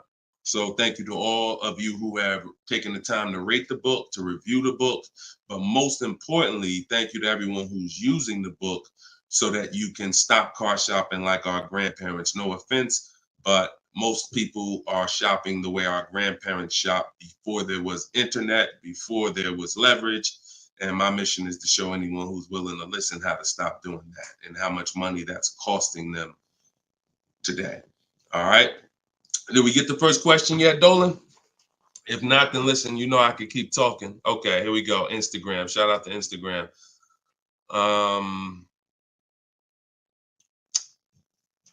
All right. How long should you wait to refinance? It's a good question. I would refinance when it makes sense. If you have rates are high right now compared to where they were a year ago, 2 years ago, 3 years ago. So if you guys are in a higher interest rate than you could qualify for today, then you want to refinance as soon as possible. If you have an 8% rate and you could refinance to a 6% rate, you guys know on this show, if I talk about the money, 2% on a $30,000 loan is thousands. That's not hundreds. So if you have it, on some of you have improved your credit. So you may have had a lower credit score a year or 2 years ago when you got your car, but now your credit score is higher. So you want to make sure you are following this guideline though. Most of the people who want to loan you money want you to take more for longer. That's just what they want you to do. I am of the mindset of you don't want to stretch the loan out long. You don't want to stretch the loan. You don't want to stretch so if you've already paid for a year or two, you don't want to stretch the loan out longer because they'll want you to take it longer. They'll tell you right up front, if you take a 6-year loan, your payment's going to be this. Meanwhile, you've already paid for 2 years. Don't fall in love with the new lower payment. Fall in love with paying as much as you can at the higher interest rate. So if you can pay a higher payment for 4 years, pay the highest payment you can to get the loan out of the way faster. Don't be tempted to stretch out the loan and go longer with it. Or else you're falling into that trap. Like I said, people want to loan you money, want to lend you more for longer. They take it for 6 years. You could always pay it off earlier. They're hoping you don't. Okay, so that's typically the rules of thumb that I like to follow. All right. This is from Instagram. Well, this is Luna. I was desperate and just got the first deal. I set a very high payment. Can I refinance for a smaller amount? Luna, weren't you on the show a couple of days ago? I was desperate and just got the first deal. I set for a very high payment. Can I refinance for a smaller amount? It's probably going to be early for you to do that. Did you? Hold on one second. If you hold on, let me open the Instagram comments so I could actually see. I know Dolan's bringing the comments to the show, but I want to make sure I could actually see the Instagram comments. Hold on. Okay. So because if you just got the vehicle, I mean, you could try to refinance, but it depends on how high of a rate they gave you compared to what you could have gotten if you would have followed like our bank bidding war process. You bought a brand new 24 Mitsubishi. Okay. Haven't you been on the show, Luna? This isn't your first time, right? You've been here. You've been with us for a couple. You've been with us for it was in December 2023. Okay. I appreciate it. Thanks for the information. That's why I wanted to see the comments so I could actually have the dialogue with you. Yeah, I mean, that's all you could do. You could try and you could try to refinance online. You can go on Google and type in auto refinance online and start to see what those companies look like and see if but you need to know your rate, and then you need to know what the companies that'll refinance you are offering you and see if it makes sense. If you got a higher rate than you could have gotten, then certainly you can refinance. If they got you the best rate that you could qualify, then you may have to wait a little longer, but usually, it doesn't hurt you to check, especially if you're in a considerably high interest rate. You certainly want to see if there's a possibility, because like I said, 2 points, 3 points on an interest rate is thousands of dollars, not hundreds. All right, TikTok, y'all gonna spend some time with us. Can y'all tap the screen and shoot the likes up if you're gonna talk money with us? Here's the thing, y'all. I'm gonna be honest with y'all. Y'all know I've been this way from day one, and I can't be any other way. I'm considering, and some of you know, I'm gonna tell y'all a story because I'm gonna keep this real, real, real, right? So in 2021, we did a podcast. It was called the Auto Advisors Podcast. The Auto Advisors Podcast got 10,000 downloads in the first 90 days, which was a great metric for a new podcast. I stopped it.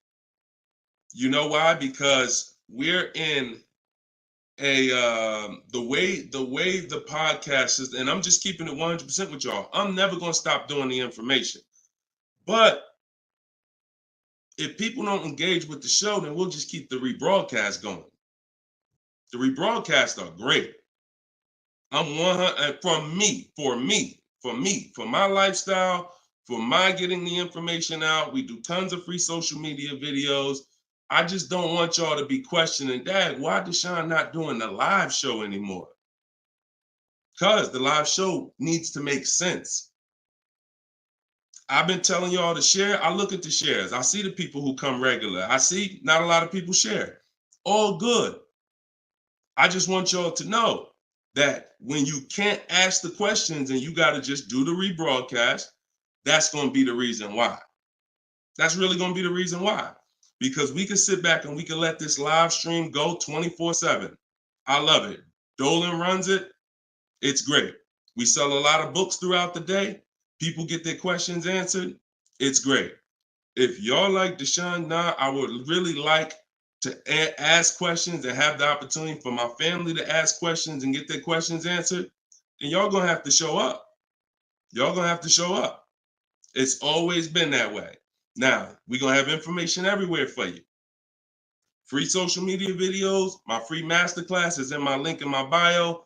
But if y'all want to keep this show going this way live and not just see 24/7 rebroadcast, then y'all gonna have to make sure y'all show up. And if we don't see the likes and we don't see the shares, then it's all good. That tells us everything we need to know. because there's nobody out there doing what we're doing right now. So if it was 20 other people doing these shows, then I understand. We got to make sure we're better than them. There's nobody doing what we're doing right now. So it's up to y'all. All right, so Dolan, let's go. TikTok question. Can I get a new lease with no money down and get the same car payment monthly, turning my lease in soon? But that depends on how good you're going to shop. See, if you got, a lot of people are going to be fooled into this conversation. Car salesman calling them saying, hey, I could get you out of your lease, keep your payment the same, and you'll be good. That's the conversation they're going to go for. Now they're going by 2021 and 2020, well, really 2021 payments, which were the highest in history. And what they're depending on is they're hoping that most people don't ask a question. You already been paying this, you already been paying the high payment. What if I could put you into 2024 for the same price? Meanwhile, those prices that you were paying were ridiculously high. All through the pandemic, most 99 probably percent of people were paying ridiculous payments. That's why I always show Bonita. So when you look at Bonita, Bonita is the one who got one of the most popular vehicles during the pandemic. It was a Kia Telluride, 2022. She got it for $600 out of pocket, $600 a month. It was like a 1.25% lease. How? Sitting at home and shopping offers. So to answer your question, don't comply. Your deal is going to be based on how well you shop. And what I'm teaching you to do is to stop going into dealers because 80% of them are overpriced. So you're going to go into a dealer, do your test drive, and then you're going to come home and you need to get at least 5 offers. Now you could do it my way. In my book, I have a strategy called the 25 to 5. We go online, we go to the dealer's websites, we put in what we want, 25 dealers' websites. It's a copy and paste template. Then we have conversations by email because out of those 25 dealers, figure about 10 are going to have a car we want. And then we're looking to get 5 to 7 offers. If you shop the right way, you're not shopping the right way if you don't see a $150 to $200 difference between your offers. You're just not shopping the right way because we know I've helped. Personally, we have about 1,600 people in our car shopping course, in my coaching program. And we probably have about 6,000 people who have my book. That's enough data for us to know when people send me their deals, 80% of dealers are overpriced. What's the message then? If you don't get 5 offers, you're going to overpay. Hands down. Not 3, not 4. Now, some people with Charles, if they're shopping for a really hot vehicle, like Charles got a Palisade a little while ago, he got 10 quotes. So he reached out to 35 dealers. But look what he's paying. $48,000, almost $49,000 vehicle, he's paying $597. And both of those deals were no money down. So if he didn't know how to shop, then he would be paying $700, $800. Some of you may be looking and saying, Deshone, man, I got a Palisade and I pay a lot more than that. Or, hey, but that's going to depend on how you shop. You must get at least 5 offers if you're truly going to see the bottom of the market, because 80% of dealers, 4 out of 5 are overpriced. So certainly you could do deals with no money down. It's not even a question. And don't pay attention to commercials, because what you'll see is neither one of those 2 deals that I just showed you were from a commercial. They'll probably, when you look at what a commercial says you can lease a Kia Telluride for, especially or a Palisade for, especially a $50,000 Palisade, it would be a lot higher than this, and it would be with 1,000 down plus tax plus fees. That's why you can't pay attention to commercials. So that's the answer. Don't pay attention to commercials and get at least 5 to 7 offers. If you do it my way, it's quick. Takes about 20 minutes to contact all the dealers, and then you're using my email templates. Because what you got here, this is very important, you guys that are going to have conversations with dealers by email.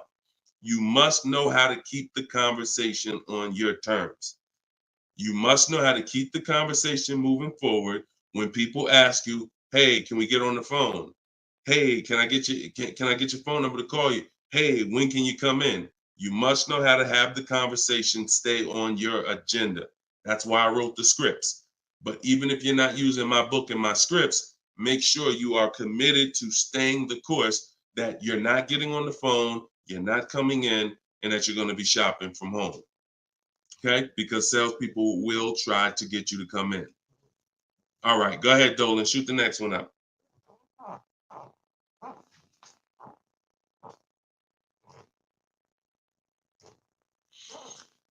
Okay. Hi, the dealer wants to run my credit card. I just watched one of your videos and you said don't let them do that. They want to run your credit card for what? Let's give Bless the chance to type. Are you purchasing something? They want to run your credit card to run your credit? Or did you mean they want to run your credit? What are they trying to run your credit for? I mean, your credit card for. Now, if you have made a deal with somebody, when we make a deal online, oh, you mean running your credit? For what? What's the purpose of you running my credit? And that's not even what the ad. See, when you request your offers, you're requesting your offers by email. And we're always telling them assume tier 1 credit. There's nothing else for us to focus on. What is the purpose? Now, again, let the 80% do what the 80% do. Lie, tell you stuff. You need to have other dealers in your inbox to know. Sometimes people say, well, Deshone, this dealer said, this one dealer said they don't lease. I said, okay, how many other dealers that you talked to said that? No one yet. Okay. When 80% of them say that, that means they don't lease that car. One dealer, they might be having customers come in, don't know what they're doing. Oh, yeah, no, we don't lease. Oh, okay. Well, I guess how much is it to purchase then? So let the 80% do what the 80% do. When we shop by the numbers, and when you shop by the numbers, you win, because if this dealer lies, the other dealers exposed that they lied. So one dealer says I can't lease, and then 4 other ones give me a lease offer. Clearly, you were lying. So don't worry about what one dealer says ever. That's why you need to be having multiple conversations at all times. Trying to get my payoff, my car finance. Shoot Jerry's. Can you put Jerry's question up from Facebook here, Dolan? Okay, trying to get my payoff. Thank you, Dolan.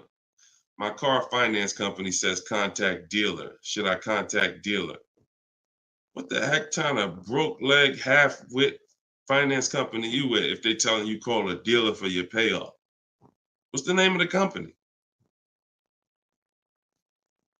What's the name of the company?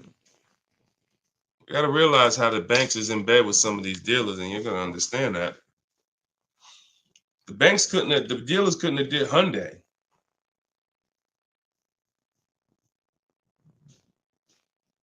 Why would they tell you contact the dealer for your payoff?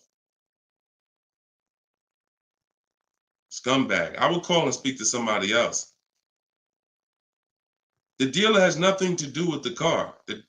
If you don't pay that Hyundai, you don't pay your payment for 3 months, is the dealer coming to get the car, or is Hyundai coming to get the car? No, dealer is forget about the dealer. The dealer is just a franchise. They're there to sell you the car and put the deal together. Once you drive off, it's between you and the bank. It's between you and the leasing company. So why would the bank be telling you to go to the dealer? It's kind of like they're sending you, all right, so if you're calling for your payoff and the dealer says, oh, well, I'm going to charge you this much and this much and this much, because people will try to get their payoff, or people tried to buy their leases out, which is a terrible idea in most cases, but people were doing it and dealers were charging them a lot of money on top of their payoff, charging them fees on top of the payoff to buy their own lease. So I would call Hyundai and I'd ask for somebody else. I literally try to escalate that. Can I speak to a manager? Can I speak to somebody? Why are you telling me to call the dealer when the dealer is not who? The dealer has nothing to do with the car anymore at all. From the day you bought it, it's between you and the bank. You're the one that I owe. Why can't you tell me my payoff? And I would speak to somebody until I can get somebody on the phone who can give me an intelligent answer. That's ridiculous. That's ridiculous.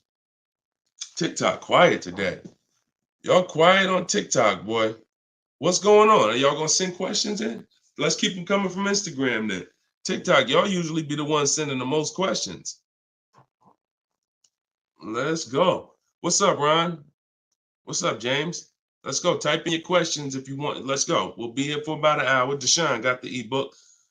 Sent email templates out, got responses, perfect. Using the counter offer calculator, perfect. And they either stop communicating or say I have to come in to do any further negotiations. We have scripts for that. We have scripts for that.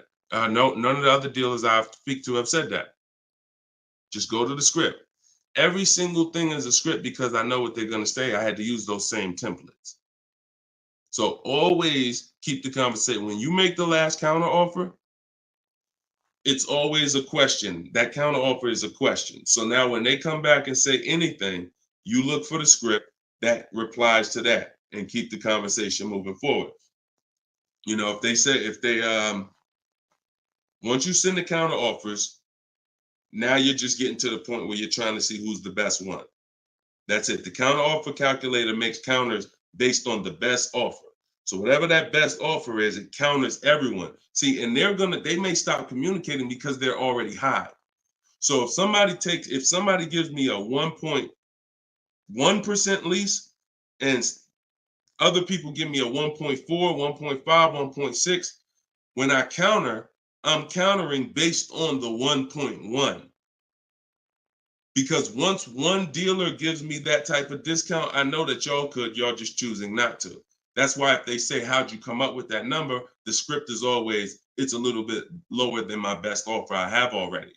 So they know you can act like this is the bottom price that you have, but we already have the best offer here. That's why we always put in the offers, and the counter offer calculator creates the counter offer based on the best offer.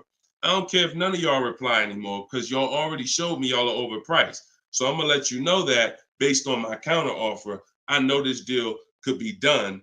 And if the lowest offer, which may happen, says, look, I don't have no more room, I gave you the best, then I snatch that offer. As long as you got 5, then that's really the bottom. And that's the purpose of the counter offer, is to make sure before you close the deal, you have made a counter to make sure you know where the bottom is. But don't let them respond. Forget it. They probably, oh, he made this low offer. You know you could do that deal, but that's all right. I'll get the car from your competition.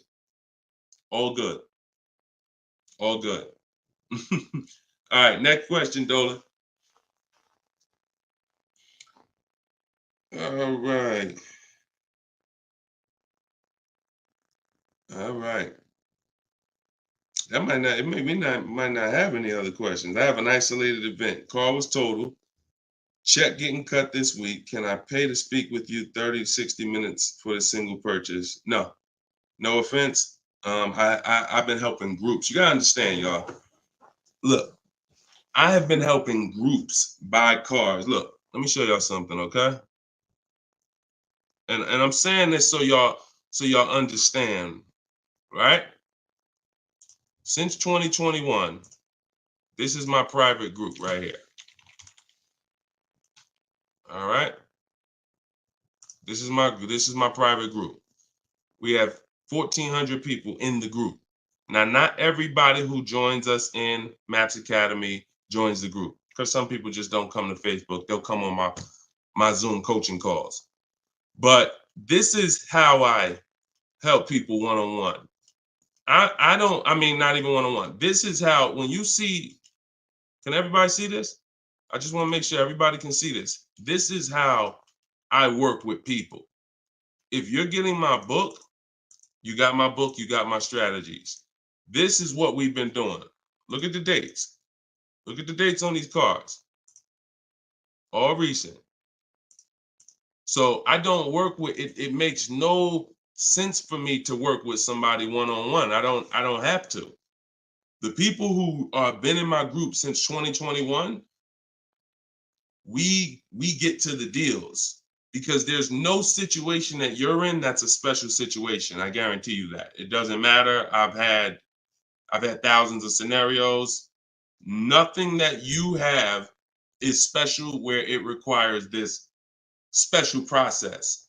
Your car got totaled, you need a car, you're going to follow the 7 steps. That's not going to change. If you don't have a car, you can skip the equity assessment. The rest of the 7 steps apply. It doesn't matter.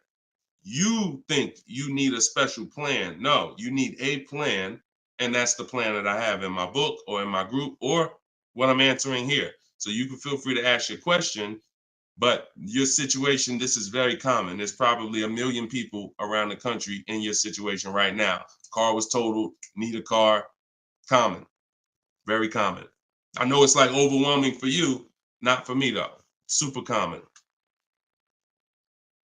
Okay, yeah, check your spam, Jerry. Check your spam or your junk folder. All right, Troop Tip. You see that question from Troop Tep on TikTok, Dolan? Unless you got something before that. All right, another one from Instagram. I'm looking to get an electric vehicle, and I'm not one to keep cars. I'm interested in getting a lease, but don't really know how the process works. You must get bids. You must get multiple offers, or you're going to overpay. Electric cars, doesn't matter. Same process. Bid, exotic cars. When you look at, Sean's getting an electric truck. He probably got it already. But he sent me this message, and he was looking at a $73,000 F-150 Lightning. He ended up getting $20,000 off the truck. Now he's buying it. He's not leasing it. So, Taupe had an electric BMW lease. She got a BMW i4 e-drop, $54,000. She got her bids. She ended up saving $8,500 total with the rebates and the discount. She's paying $690 a month for a $54,000 vehicle. So these deals that you're seeing, these are real deals. These are below market deals. These are not going to be had going into dealers and negotiating because one, you're never going to get that deal from an 80% dealer. It's not going to happen. An 80% dealer will never discount the car enough for you to get the best price. So you don't know. Unfortunately, there's no sign that's on, hey, we're an 80% dealer. Don't come here. There's no sign. The only way that you know is by getting multiple offers. Now, you could do it manually. You can call around, talk to some sales managers, and try to get at least 5 offers. We do it online. We do it with scripts and templates, and that's what's in my book. So if you just jumped on, my new book is called Cars from Home, 7 Steps to Saving Time, Money, and Avoiding Dealerships. It has all my templates in there, all my scripts. It's normally $97. But while we're on, for the next 30 minutes, you can get it for $24 if you get to my link in my bio before the 30-minute countdown is up. Once the 30 minutes is up, it does go back up to $97, which is still a great price because everything in that book is going to save you thousands and thousands of dollars. That'll be the most valuable book, but that's only if you want to use my scripts, my resources, and have me do the talking, which is you typing. But if you're going to do the talking, then I would call around and I get at least 5 offers, or you're going to overpay. No doubt about it. At least 5 offers. Okay. You can't calculate a lease manually. You can't try to calculate a lease and think. And even if you can calculate a lease manually, you still don't know what rebates are, what incentives there are. Sean didn't know there was $15,000 in rebates. How did he find out? Multiple offers. The best offer ends up revealing, wow, it's $15,000 in rebates on this truck. He wouldn't have knew that just walking in and trying to see, all right, what's the best deal I could get? 80% deal is never going to tell him it's $15,000 in rebates. So multiple offers is a must. Okay. Go ahead, Dola. Great question. I'm new to your platform. I joined late. What do you recommend I do? I'm not sure I understand the question. What do I recommend you do about what?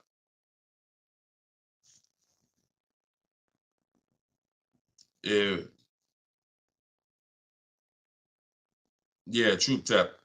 Send a follow-up question to that because I don't really know what you mean by that. What are you're new to my platform? Are you talking about this show? Just be a little bit more specific with your question. Let's see if we can get you an answer. Swagger at Instagram says, I have an S550, still owe 40 grand. I plan on paying it off by summer 2025. Should I trade it for an S63? Run a race and start another race.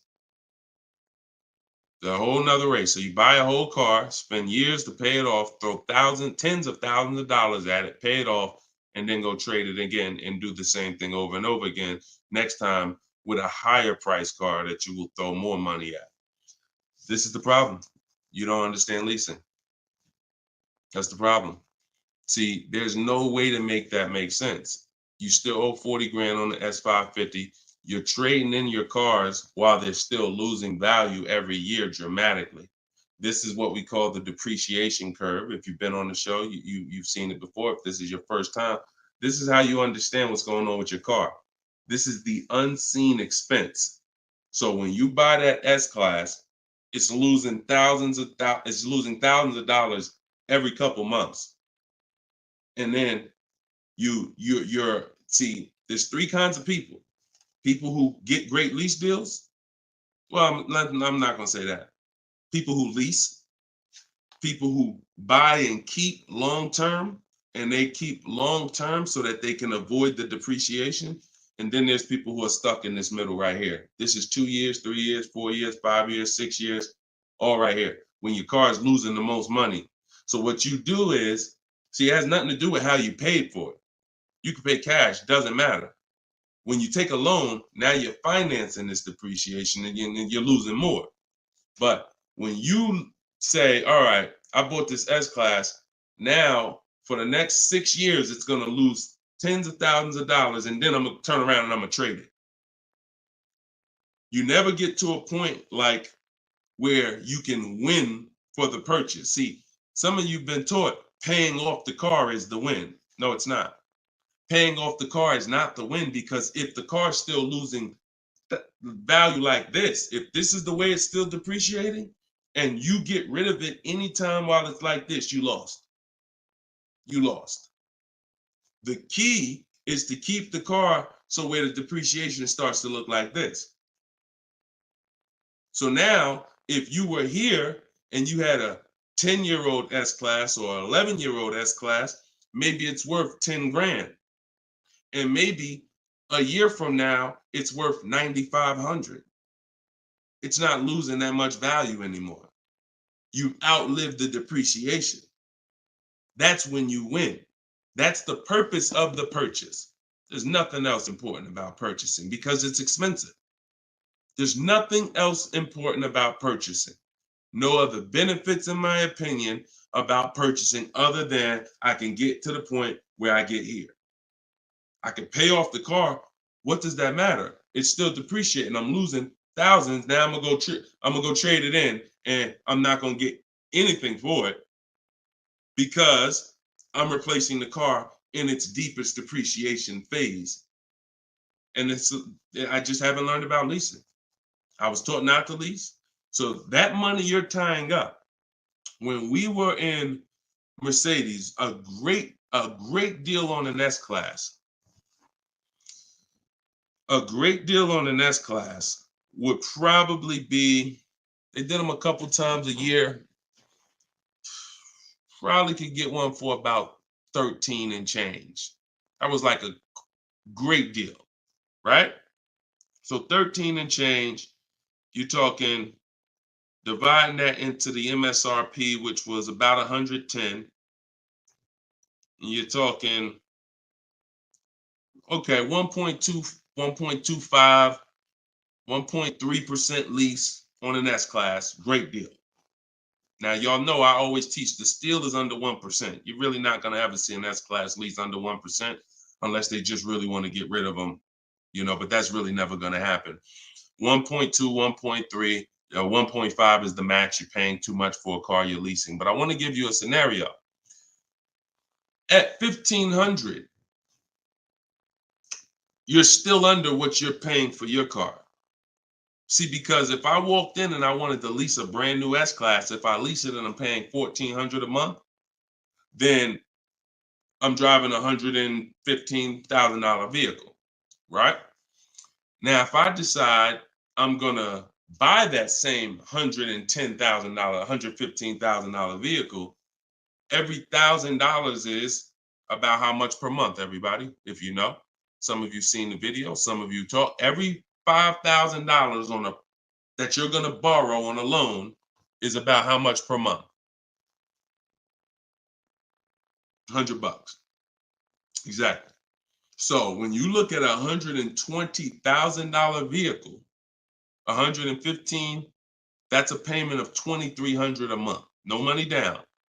See, we don't talk money down because money down confuses you. In a lot of cases, it confuses you. When you look at the deal with no money into it, no money, now you can start to see how much money you've kind of been missing. Evaluate the deal with no money. Then you choose to put money down if you want, but you evaluate it with no money. So now you got a brand new S-Class, great deal on a lease, $1,400 a month. You gotta buy that to purchase the same exact S-Class, $2,300 a month. And then you get people who might be like you, who say, you know what? I ain't gonna get a new one. You haven't learned about leasing yet. You say I ain't gonna get a new one. I'm gonna get a pre-owned one. I'm gonna get a pre-owned one. And you look to get, instead of paying 115 for a brand new one, you look to get it for somewhere probably around 70. You look to get it for somewhere around 70. Every 5,000 is $100 a month. What's 70,000 cost on a payment, y'all? Every 5,000. So you're talking 50 grand, another 20, that's 400, that's 1,400 a month. That's 1,400 a month. So put these numbers together. Great deal on a brand new S-Class. 1,400 a month, leasing it. Great deal on a brand new S-Class, buying it. 2,400 a month, no money going into these deals. Great deal on a used S-Class, 70 grand, 1,400 a month for 5 years. Now, here's where we jack it up. Oh, well, I'll just put some money down. I'll put like 15 grand down. I'm going to take a 6-year loan, God forbid, 7-year loan, stretch the payment out, try to get that payment around $1,000 a month. You don't realize you can't change the numbers by putting more money into it. That doesn't change the actual overall. If 15 grand comes out of your pocket up front, that doesn't change the fact that of the numbers. That's why I break down the scenarios with no money down going into them. So what I would say, if you need to decide if you're going to keep the S-Classes long term, then you should be buying them. If you're going to keep them 8+ years, then you should be buying them. But if you're not keeping these cars 8 years, then you should be shopping for great lease deals because you're just throwing thousands and thousands of dollars away. Same price you paid, same money that came out of your pocket for the last couple years to drive that used S-Class, you could have been driving and leasing a brand new one. And I know what comes with a used S-Class, brother. I know it. Been with Mercedes. I was with Mercedes 5 years. I know the maintenance. I know the brake replacements. I know the service Bs. I know how much it costs to have an S-Class pre-owned, no warranty, and everything that happens is on you. So we're not even taking into account the maintenance and the repairs that you have to put into that S-Class that you wouldn't need to put into a brand new one that you leased if you just stopped listening to people who told you that you shouldn't lease cars. No doubt about it. So that's the best advice I could give you, brother. All right, go ahead, Dolan. Shoot the next one up. Use your pointers to get a new 24 GV80 Genesis. Salute. Enjoy it, Austin. Great deal. That's what I did. I worked the deal, no money down, got them the low, then hit them with the down payment, plus went and pre-approved. There you go. There you go. See, you're able to understand when you're shopping with no money down, no money going into the deal. Don't show me what anything looks like putting money into the deal. We determine if we want to put money into the deal later. Shop, get the best price on the car. Find the dealer who's going to get the best price on the car. Then we'll work out the finances. Then we'll work out the details. Most people go right to the, all right, what's the monthly payment? All right, what should it, how much should a brand new GV80 be? Depends on who you buy it from. Depends on what they sell it to you for. First things first, we got to find a dealer that's going to sell us the car for the lowest price. Good job, Austin. Congratulations, man. GV80 is a nice vehicle. Enjoy it. How much should CPO normally charge? How much should certified pre-owned normally be charged for Genesis G70? You haven't seen enough of them. So if I'm looking at a used, so example, I got a 2020 Infinity truck that I got year and a half ago. If I went in wondering how much it should cost without knowing, then the market's going to tell me. Now our goal is to get below market deals. So whenever we're getting below market deals, we are always we need to know what the market is first. You can't get below market deals if you don't know what the market is. So when we're getting offers on new cars, it's easy because we can see what the market is with all the offers we get. We get 5 offers, we get 7 offers, we can see what the market is. And we can see the low side of the market, we can see the high side. You got to do the same thing with used cars. And you go on every marketplace, we use 8 of them. We use cars.com, Driveway, Carvana, CarMax. Some people say, oh, CarMax is, if they're, listen, I don't care if CarMax is overpriced 90% of the time. The 10% of the time that they're not, they're going to be in the runnings. You know, it's like Best Buy. I know Best Buy is going to be overpriced for electronics 90% of the time. But when I needed to get an iPad for my wife, Best Buy had the best price. So if these people need to be in the runnings or you're going to overlook some savings. So yeah, we'll look at, CarMax, Driveway, Carvana, Carfax.com, Cars.com, Auto Trader, Car Gurus, eBay Motors. So we're looking everywhere there used cars. And then we're going to look and we're going to sort by lowest price to highest price to see where the low side of the market is. Then we do our narrowing down. I need to know what the low side of the market is. If it's 24, if it's 4, when I was shopping for my truck, the low side of the market was 30 to 31 to 32. That was the low side of the market. So when I saw it and I narrowed it down based on Carfax. This is how we narrow it down. This is my system. All in my book, all of what I teach, all of my live shows, this is our system. Narrow it down by title history, then service records, then accident history. Then we need to check the original MSRP. Can't get a good deal on a used car without knowing the original MSRP. How you gonna do that? Who's bought a used car in their life? Type the letter U. If you bought a used car in your life, type the letter U in the comments. Anybody who's bought a used car, type the letter U.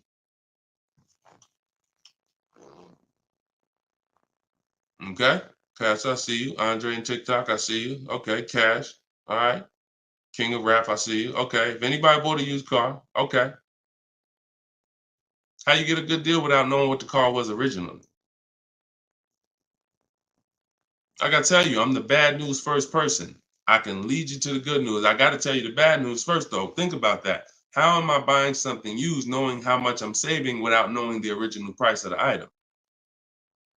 2 reasons. 1, I need to know the original price to know what real discount I'm getting. 2, I need to know what's in the car. So when I narrowed it down to I had 4 Infinities that I had narrowed it down to. They were all white. They were all asking between like 31 and 32, similar price range. This is where we get in trouble at. I pull the original window stickers of the cars.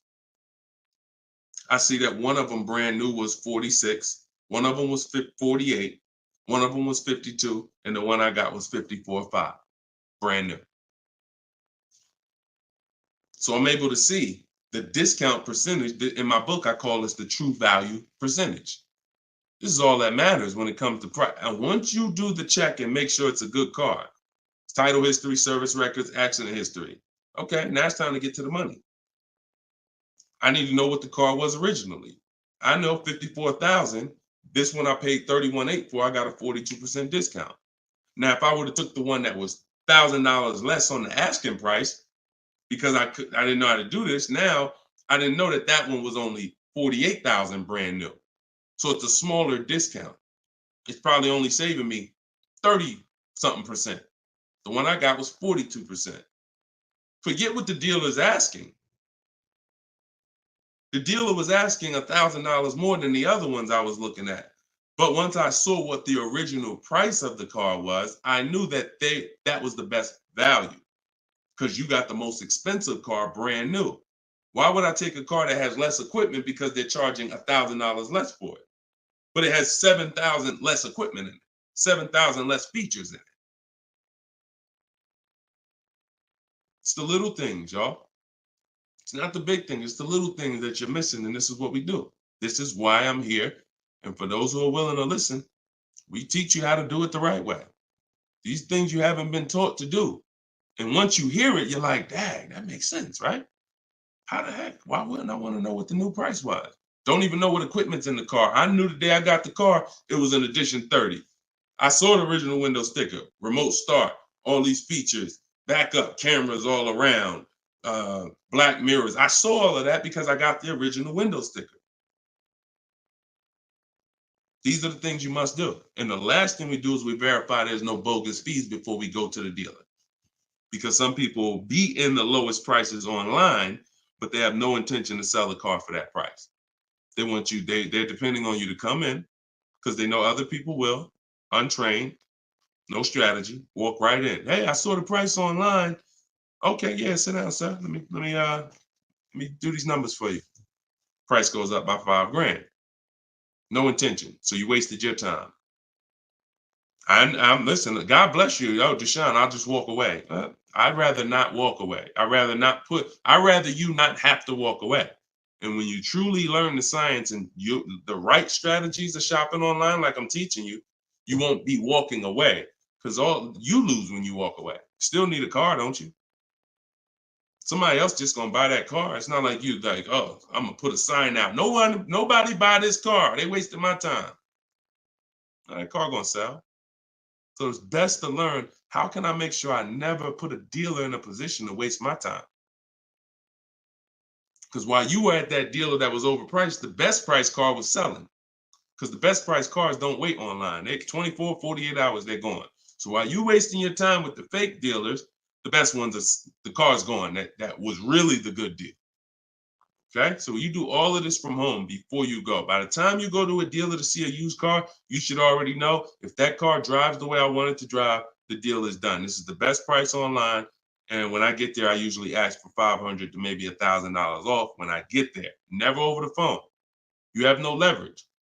Why would I call a dealer that I know, I've done my research, you got the best price car in the market, and call them and say, hey, could you take off another $1,000? No, there's no leverage there. You make sure there's no bogus fees. Then we go. We're there. We test drive. I like the car. Could you do another 500, 1,000? If they say no, you know they're honest. Hey, I don't have a room. Oh, hey, I just put the car online 2 days ago. Like, I haven't even given it a chance yet. I understand. I'll take it. See, you got to know when a deal is in front of you. And that's the problem. You don't have enough information to know when a deal is in front of you. So you're going to hesitate and you're going to walk away from a deal because you think, oh, nah, dude don't want a deal, man. I asked him to take off $2,000. I said, you can't take off $2,000. You didn't do your research. Because dealers use a tool called vAuto. They know where their car is priced in the market. vAuto tells them where every similar car is priced at online.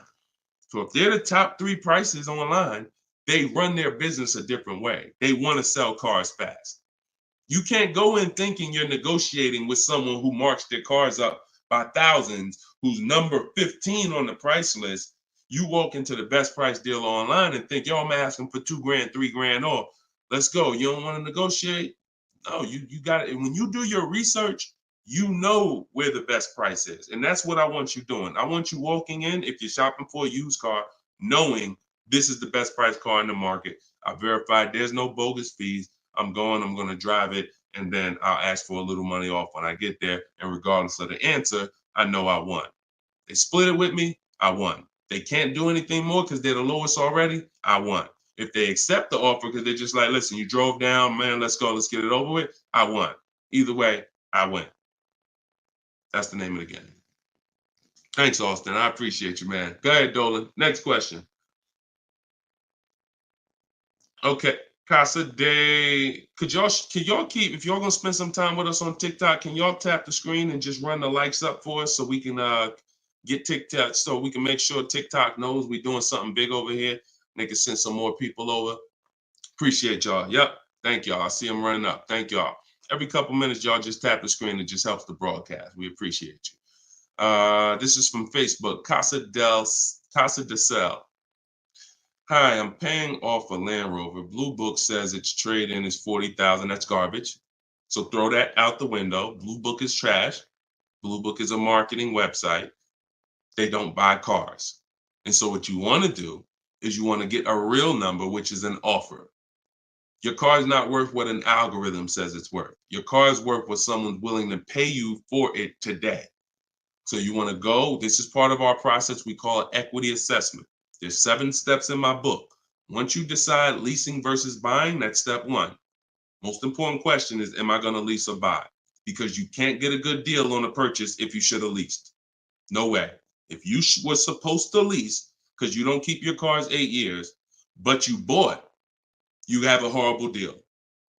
You're going to lose tens of, it depends on the price of the car. You'll lose over 10,000 on a higher price car. You probably lose 4, 5, 6 grand on a lower price car, at least 4 grand, 5 grand.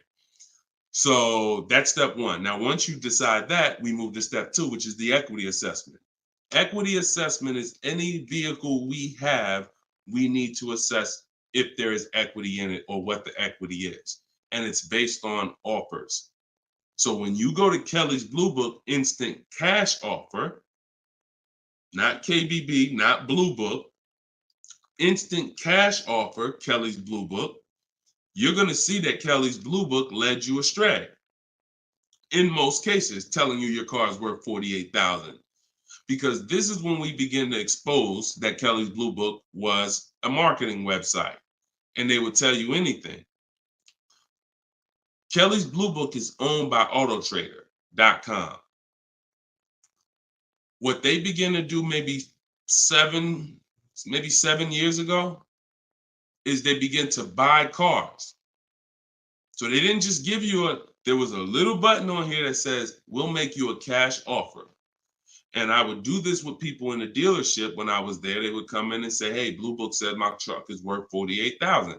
I said, oh, really? Well, and I explained to them that Kelly's Blue Book is an algorithm site, but they do have this feature where you can click a button and you go through a nice 5-minute appraisal and they'll make you an offer themselves. So now let's go through this and let's find out what they're going to offer you. And you go through the 5-minute appraisal and they make you a cash offer, and it's usually $2,000 to $3,000 less than what they told you your car was worth. So they'll send you into a dealer fighting for a number that's not real, and you're looking unresearched, unaware, walking out saying, oh, well, I know my car's worth 48. So that's why we don't use them. And again, the offer you're going to get is from them. So it's not even like, well, oh, we don't use Kelly's Blue Book. And then, no, we use Kelly's Blue Book, the instant cash offer tool. And you're going to use that. You're going to use CarMax. You're going to use Carvana. You're going to use Driveway. You're going to use AutoNation, Sell My Car. And you're going to use Car Guru, Sell My Car. And this will take you about 20 to 25 minutes. You're going to get 6 offers because everything we do is a bid. And then you'll know what your car is really worth. That's the first thing. Before you think about what you're going to replace the car with, let's get the real most money for your car. Equity assessment. So do that first. Okay? Yeah, Kelly's Blue Book is trash, but not the instant cash offer tool. But yeah, we would be sitting there and the person will have their printout, like a number like that, 48,000. And then we go right through it and they're like, oh, wait, now they only offer me 45. Yeah, right? So if the people who told you your car is worth 48 is only offering you 45 for it, what does that tell you? Oh, go back to that site that they offered you 48. You see all those banners, see all those marketing banners and ads? Yeah, that's why they need millions of people to come there to have that make sense for them. All right, go ahead, Dolan. Next one. Right. This one's TikTok. Can I get advice on walking in a dealership with a check in hand strategy? Don't walk in with a check in hand. 80% of deals are overpriced, Andre. You can walk in with a check in your hand. If you get somebody who's really good, they're going to take the check. And that's the mission. Get that check out of your hand into our bank account. And if you're dealing with an 80% dealer, you lost. See, again, I'm giving you boundaries so that you can understand. If you break the boundaries, if you choose to go over the boundaries, that's fine. But I've been doing this for a very long time, and everybody that knows me, everyone that's close to me, be it here in New Jersey or be it in my group, they know that I'm the person who helps you save the money on cars. I would put my money against anybody that I'll get a better deal than you. Now, if you're shopping, I wouldn't put my money against any of my people who learn from me. Anybody that learns from me, I wouldn't bet that I could get a better deal than them. If we got the same time frame, we're gonna get about the same deal. But somebody who has no strategy, just shopping, going into dealers, I'll put any amount of money. I bet you $1,000 today that I get a better deal than you without even leaving my house. So I want you to be in that position because you don't know who you're dealing with. If you're in an 80% dealer, they knock off $3,000 for you, $5,000. You think you won? Look,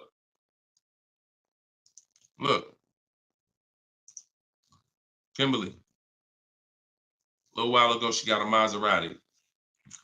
Posted this in the group. It was a $91,000 Maserati. She ended up leasing it for $944, but I want to show you the money breakdown. Before she accepted that offer, she had an offer of 20 grand off right here.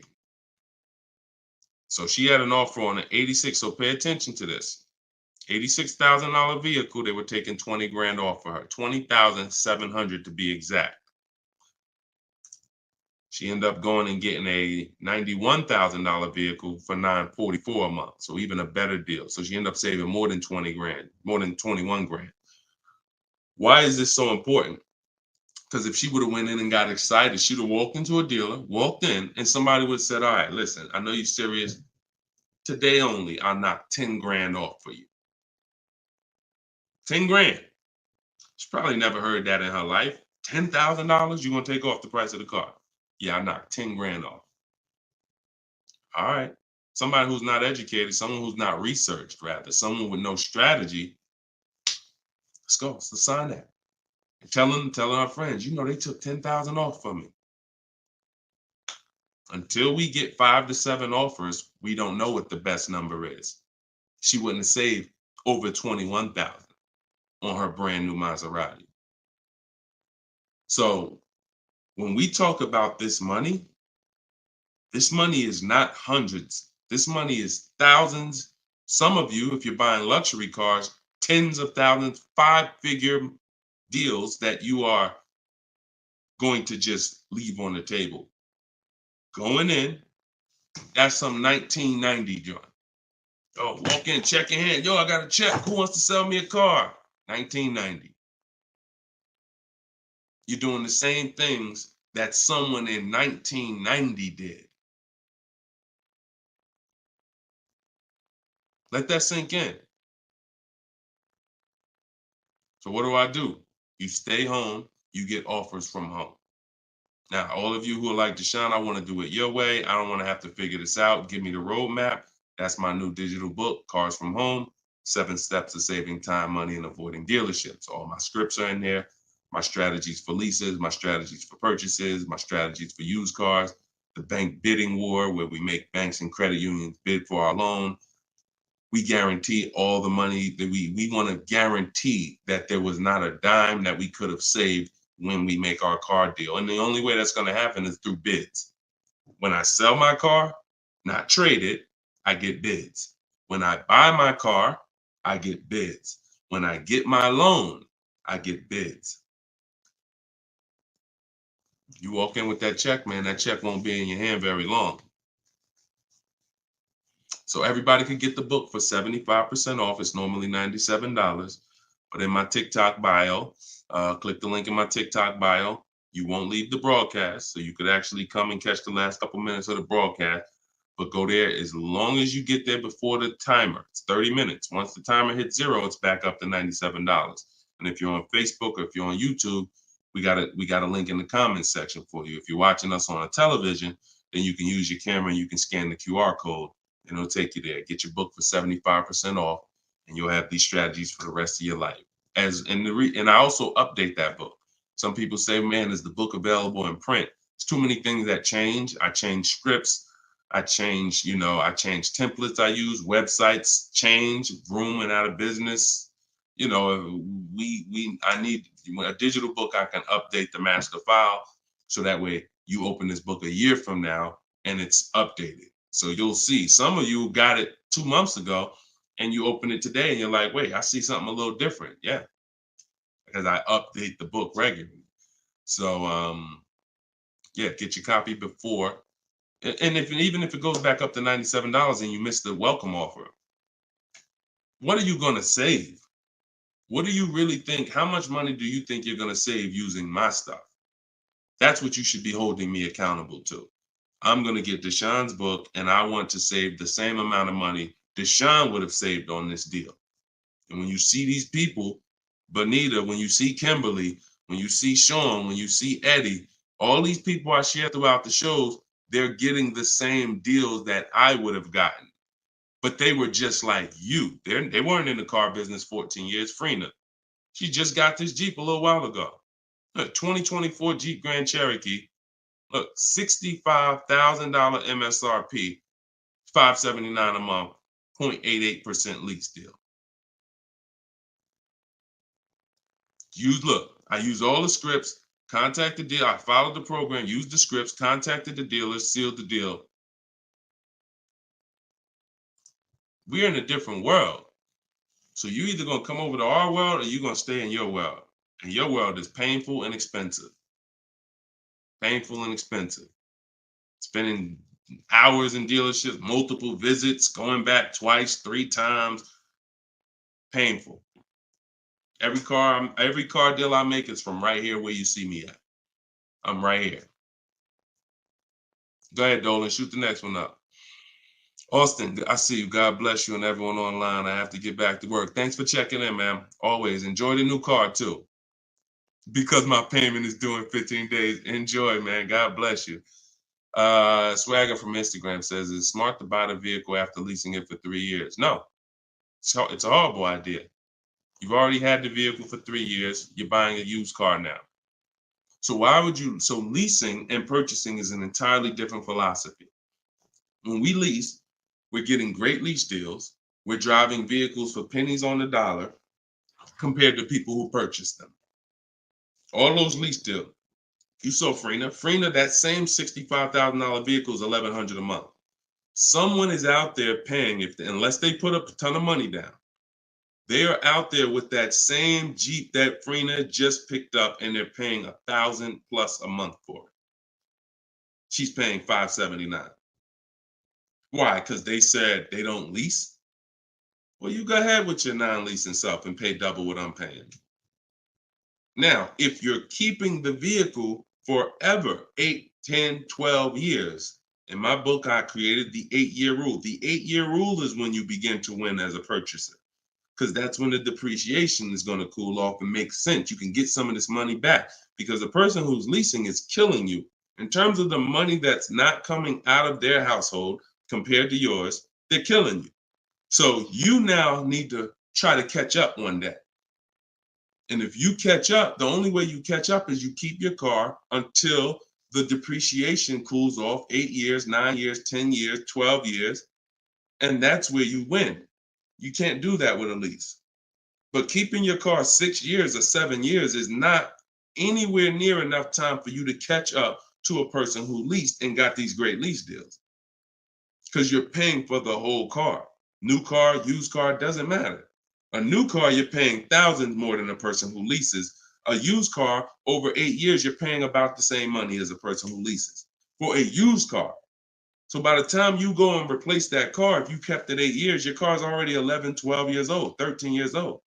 Person who's been leasing been driving brand new cars.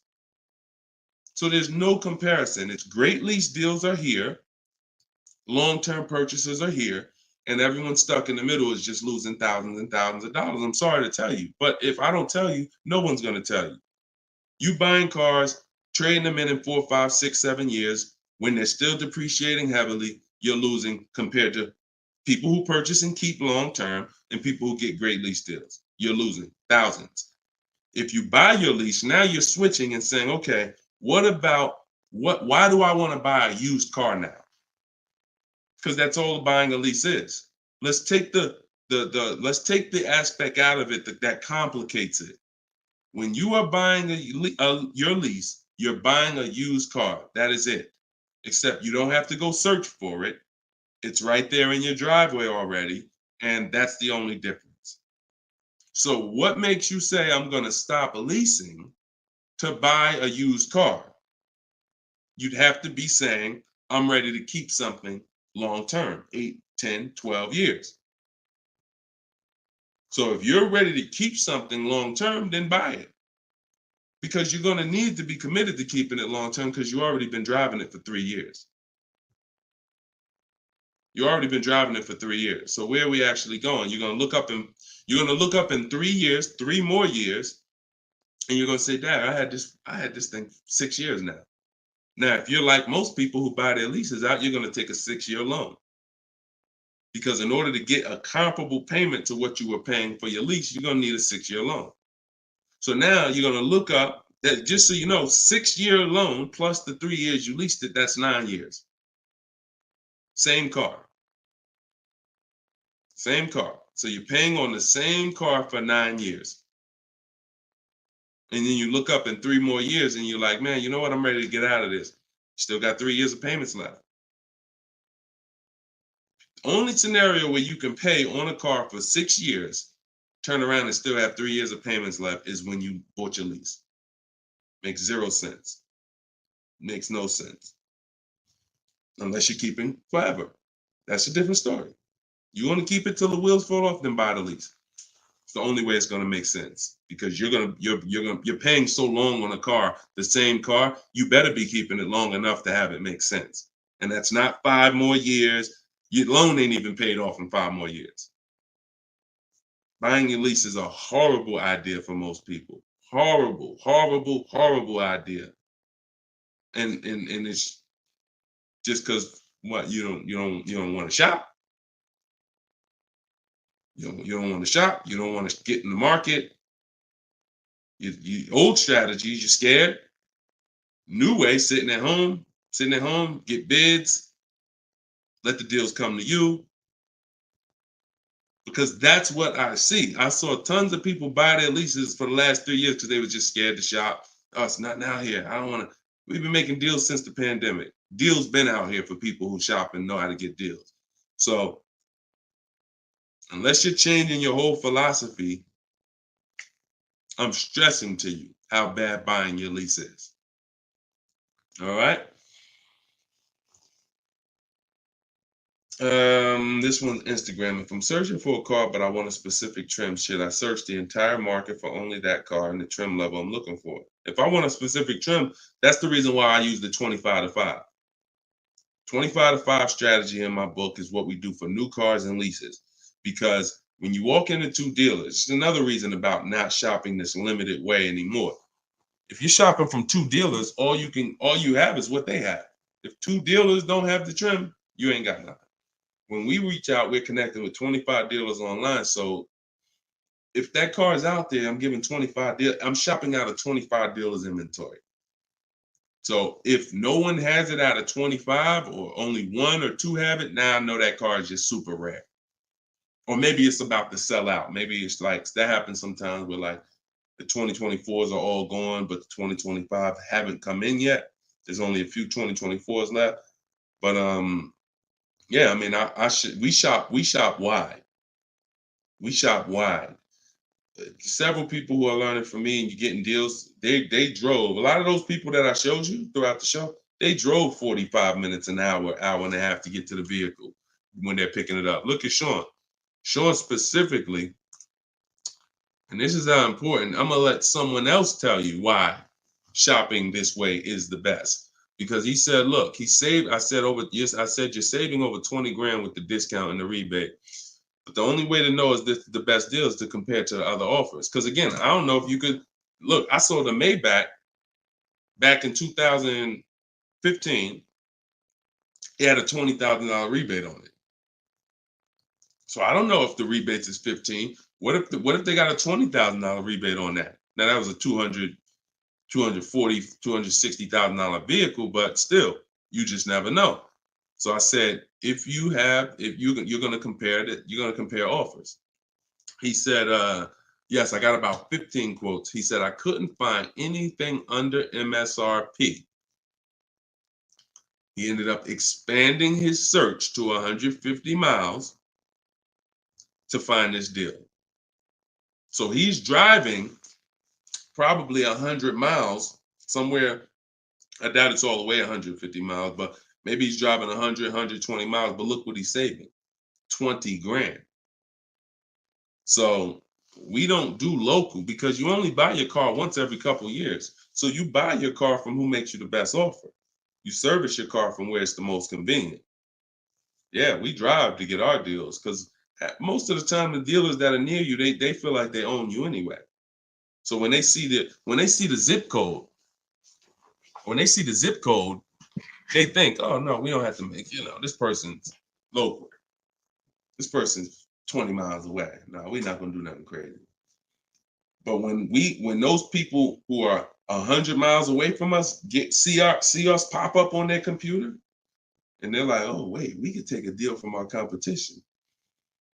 All right, let's do this. Sometimes they'll beat the deal that your own local dealer won't get. Your local dealers are charging you the most money. Local dealers are hands down most of the time charging you the most money. Everybody close to you, because they just like you close. You ain't gonna shop. The statistics show you shop 2 dealers before you make a deal. That's what the statistics show. Look, right here. I'm gonna show you something. When I tell you, look, no offense, I wouldn't be trying to help you if I could, but I gotta keep it real to you. This is all stuff we know about you. Look, how many dealers does the average person visit before buying? 39% future car buyers plan to visit at least 3. They won't, because the actual statistics show 4.2 websites a person visits, and then it's 2. It's actually 2. Hold on.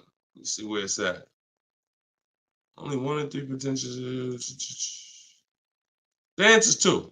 I ain't gotta tell y'all. People say, oh, I plan to visit 4 dealers. You ain't visiting no 4 dealers. You're gonna get tired. Time you get to the 3rd one, you're gonna be like, okay, this is getting old fast. I mean, we could get it over with. 2 is the answer.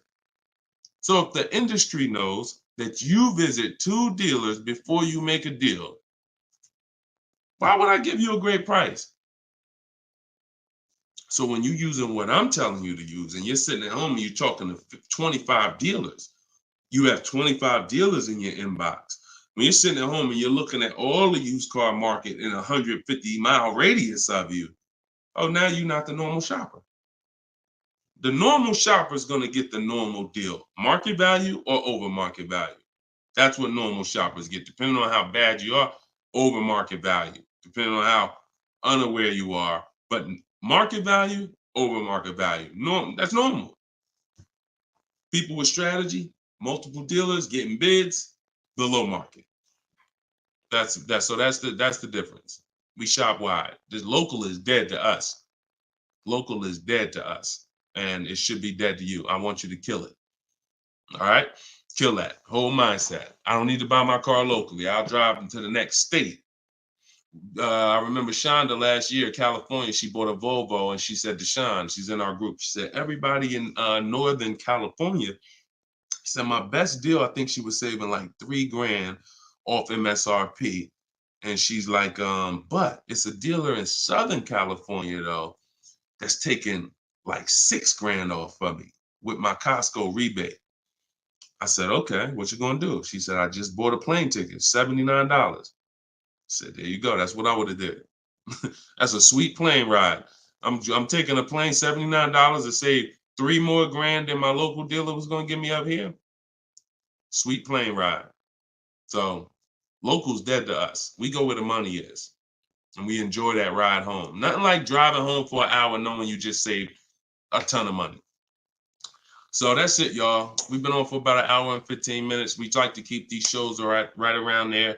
In my bio, I do have the link to when I'm going to be live next. So I'll make sure that, as long as we keep doing these live shows, again, it's going to be up to you guys. If you guys continue to show up, if you guys continue to tell your friends, then we'll keep doing the shows.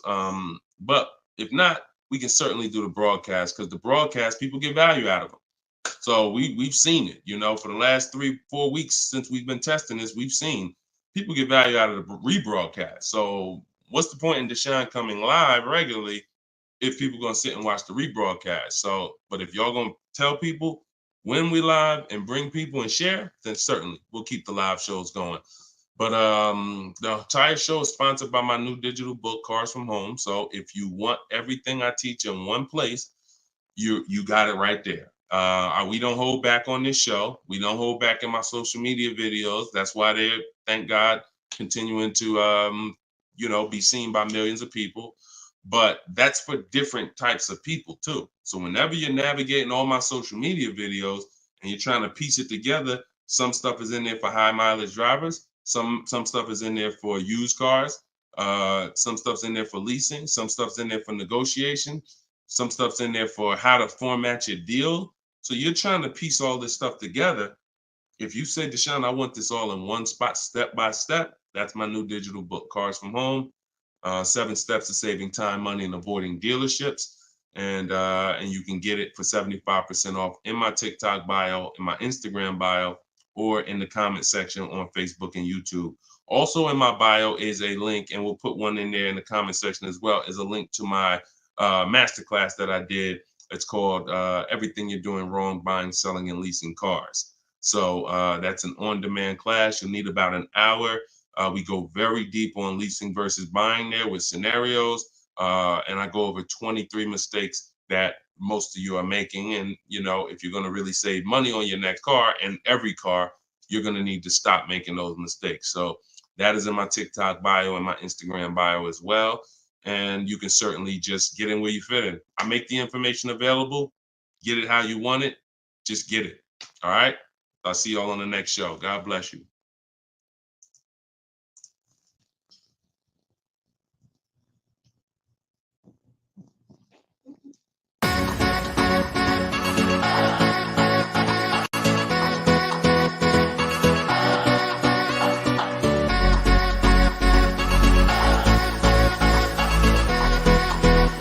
The worst possible thing you could say when you walk into a car dealership. I spent 5 years with Mercedes-Benz, 5 with General Motors, and the worst thing a person could say when they walk in is, if you could just get me to this payment, we got a deal.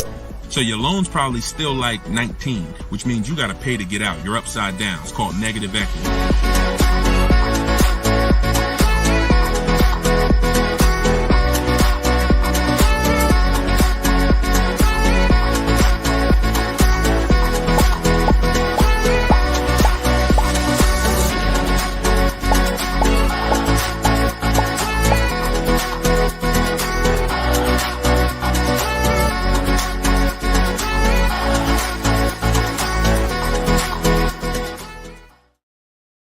What's going on? Welcome, everybody.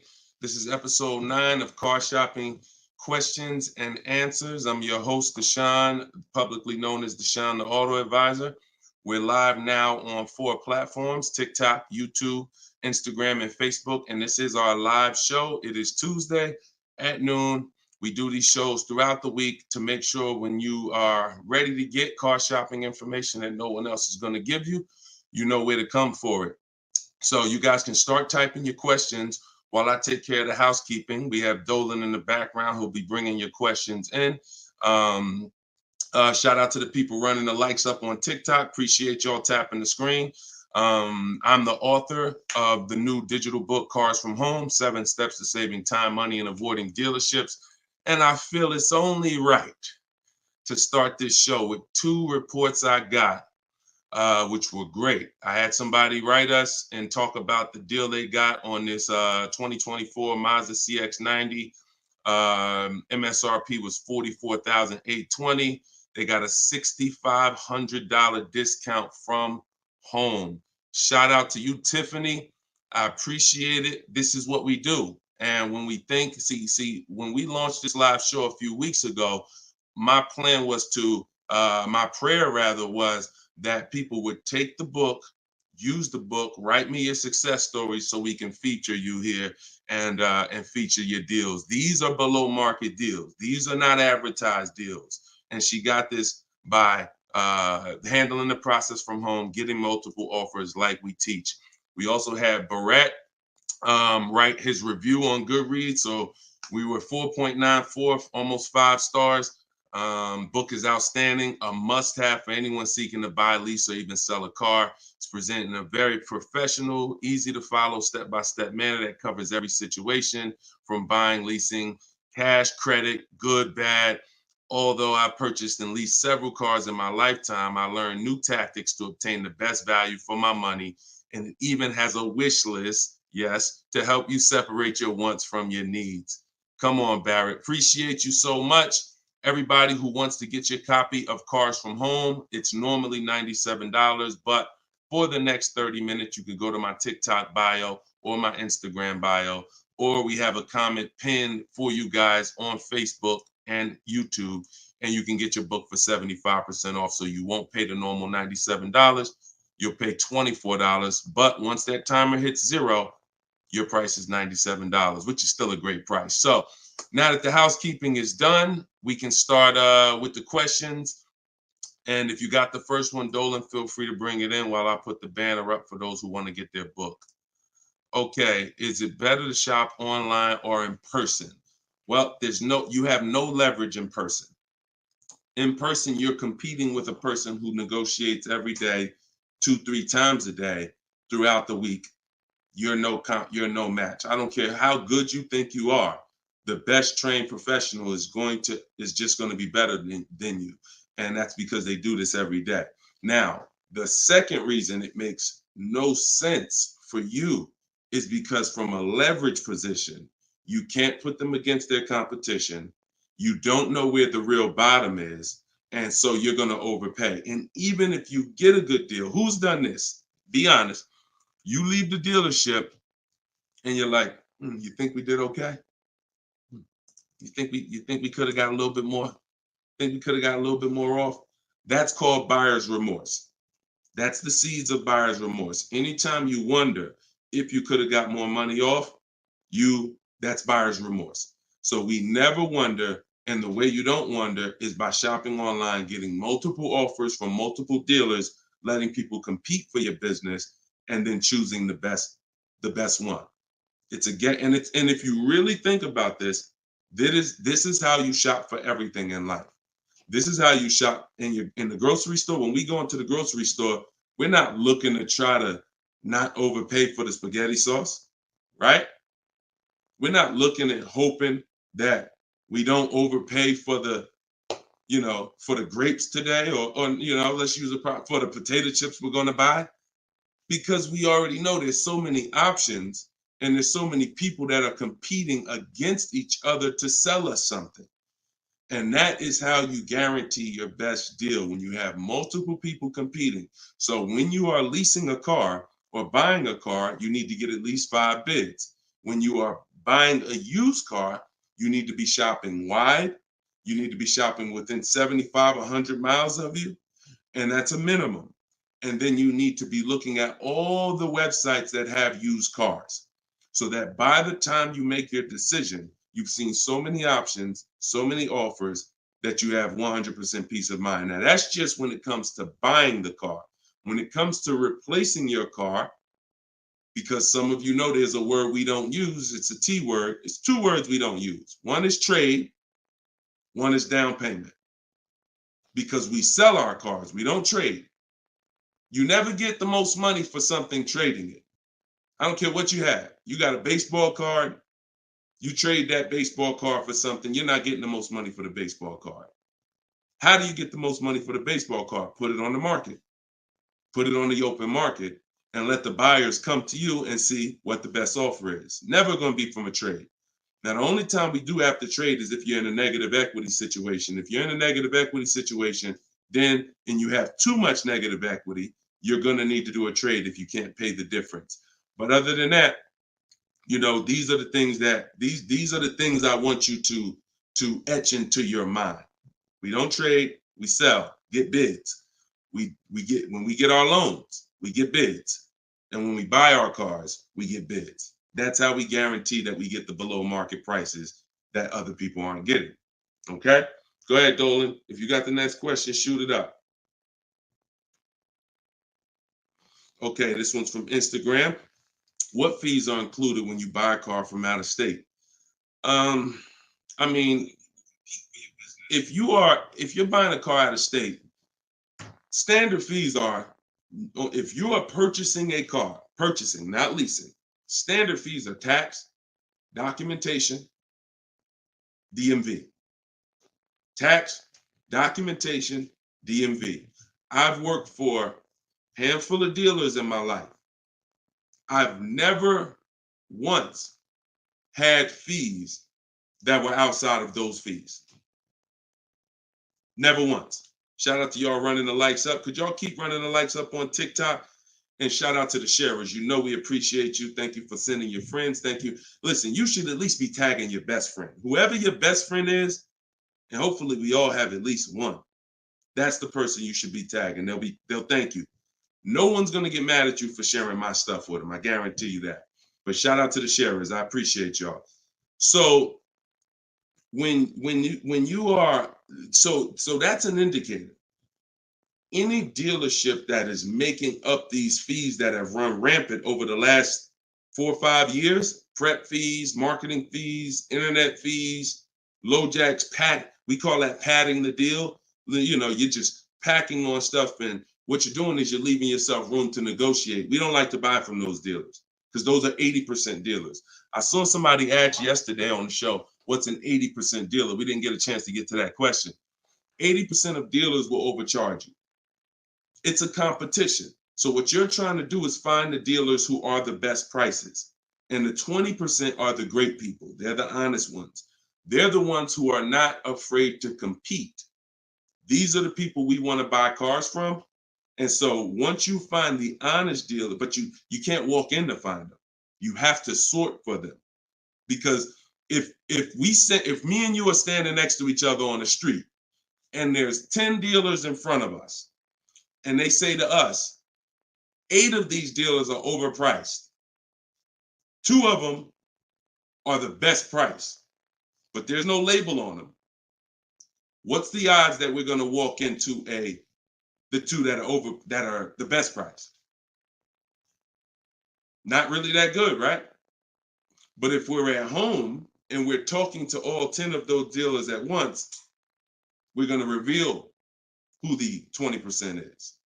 So that is our goal. Our goal is to always find and buy from the 20% dealers, and we let them come to us through online bidding, through online shopping, never through walking in and dealing. Because if you're dealing, as I said, with a dealer who has padded that deal so much, you go look at that deal and there's $4,000, $5,000, $6,000 in made up fees to pad the deal.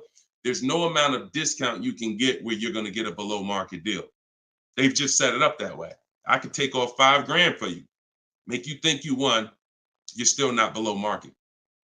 So that's the psychological things you have to understand. And that's why we shop from home. All right, shoot the next one up, Dolan. Great question. All right, good question. I see Instagram coming through with some great questions today. Keep typing your questions. TikTok, if my lease is expiring, can I go finance a new car? Is there equity in my lease?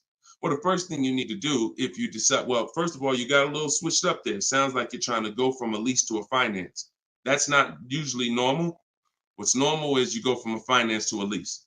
Because a lot of you who found out that you're not keeping your cars 8 years, you're breaking the 8-year rule, you're overspending by thousands of dollars because you were taught never lease.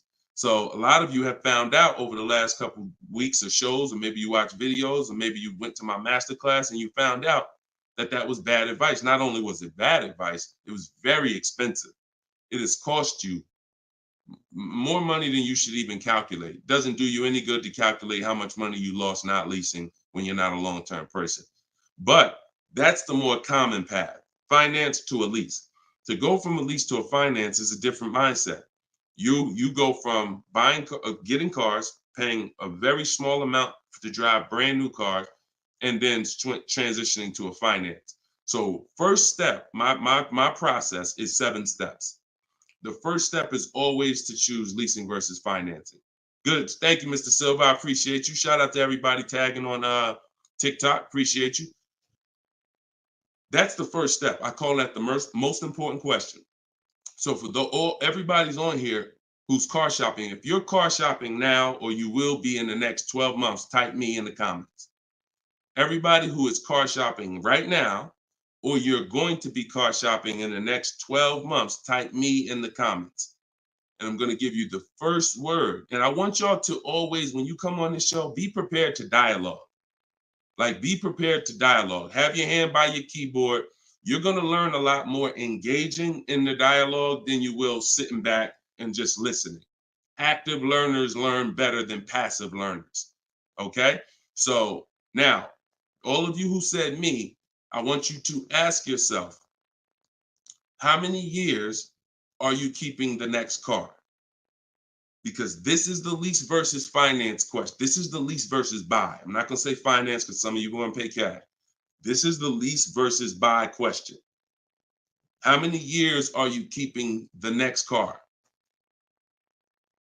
Gary said forever. Okay, there we go. So that's a good indicator till the wheels fall off, Joseph on Instagram. I see you. Okay, here's the question. 72 months. Okay, that's 6 years. You shouldn't be buying, Frankie. And I'm going to tell you why in 1 second. As long as it lasts. Now, when you want to try to get a little bit more specific than that, because sometimes you'll buy a bad car. It only lasts 5 years, where if we know we're going to keep this thing long term, we want to make sure we buy a car that's a quality car. That's what we want to make sure that we do. Buy a car that's a quality car. All right. So let's do, okay. So all of you, if your answer, I see you, Andrew, you 6, I see Teresa 10. Okay. Now, here's the rule. I call this the 8-year rule. The 8-year rule is based on when cars lose the most money. So it's not based on, see, some of you have been taught you pay off your car, get the title, do whatever you want. You want to trade it in, do what you want. I'm here to tell you that that's cost you because you don't understand the unseen expense. And the unseen expense is the one that's hurting you. That's depreciation. So the first thing you're trying to get when you're deciding I want a car is, how am I going to avoid big depreciation? Big depreciation. You buy a car for $30,000 today. What is it worth in 3 years? Even if you don't drive it. See, this is these are the things that you've been, oh, well, I want to buy a car. I drive as much as I want. But even if you don't drive a car, if I sat a car right outside your house right now and said, Lily, this car is worth $30,000, and you said, Deshone, I don't need a car. I already got a car. And I said, but it's yours. Here, it's yours. It's worth $30,000. You don't drive it. You come back a year later. What's that car worth? Told y'all, stay by the keyboard. What's the car worth? See, we're going to dispel this myth right now, because some of you don't understand, because of what you've been taught, that you think, oh, if I buy a car, I could drive it. I don't pay for the mileage. I'm going to show you that not only do you pay for the mileage, you pay even if you don't drive it. See, look, Alvin said 24. Look, didn't drive it 1 mile. Days on Instagram said 24. Look, didn't drive it 1 single mile. That's probably accurate. So think about that. If that's many people will mention depreciating assets. That's a very common word, but we're now going deep on what that actually means. Depreciating asset means I purchase something, I acquire something, whether I use it or not, it's going down in value. If I use it more, it goes down in value more. So the first foundation that you need to get is leasing versus buying. This is why if you don't lease, but you should have leased, there's no way to get a great deal. Because when you get great lease deals, some of you seen Danielle. Danielle got an Audi A3, $44,000 car. She's paying $550 a month, no money down. So that's Danielle. So when you consider what that car would have cost her if she purchased it, no money down, probably would have cost her about $900 a month. $900 a month. Every 5,000 is about $100 a month, depending on interest rates. 5-year loan. So foundation. So what you're trying to do is avoid the depreciation.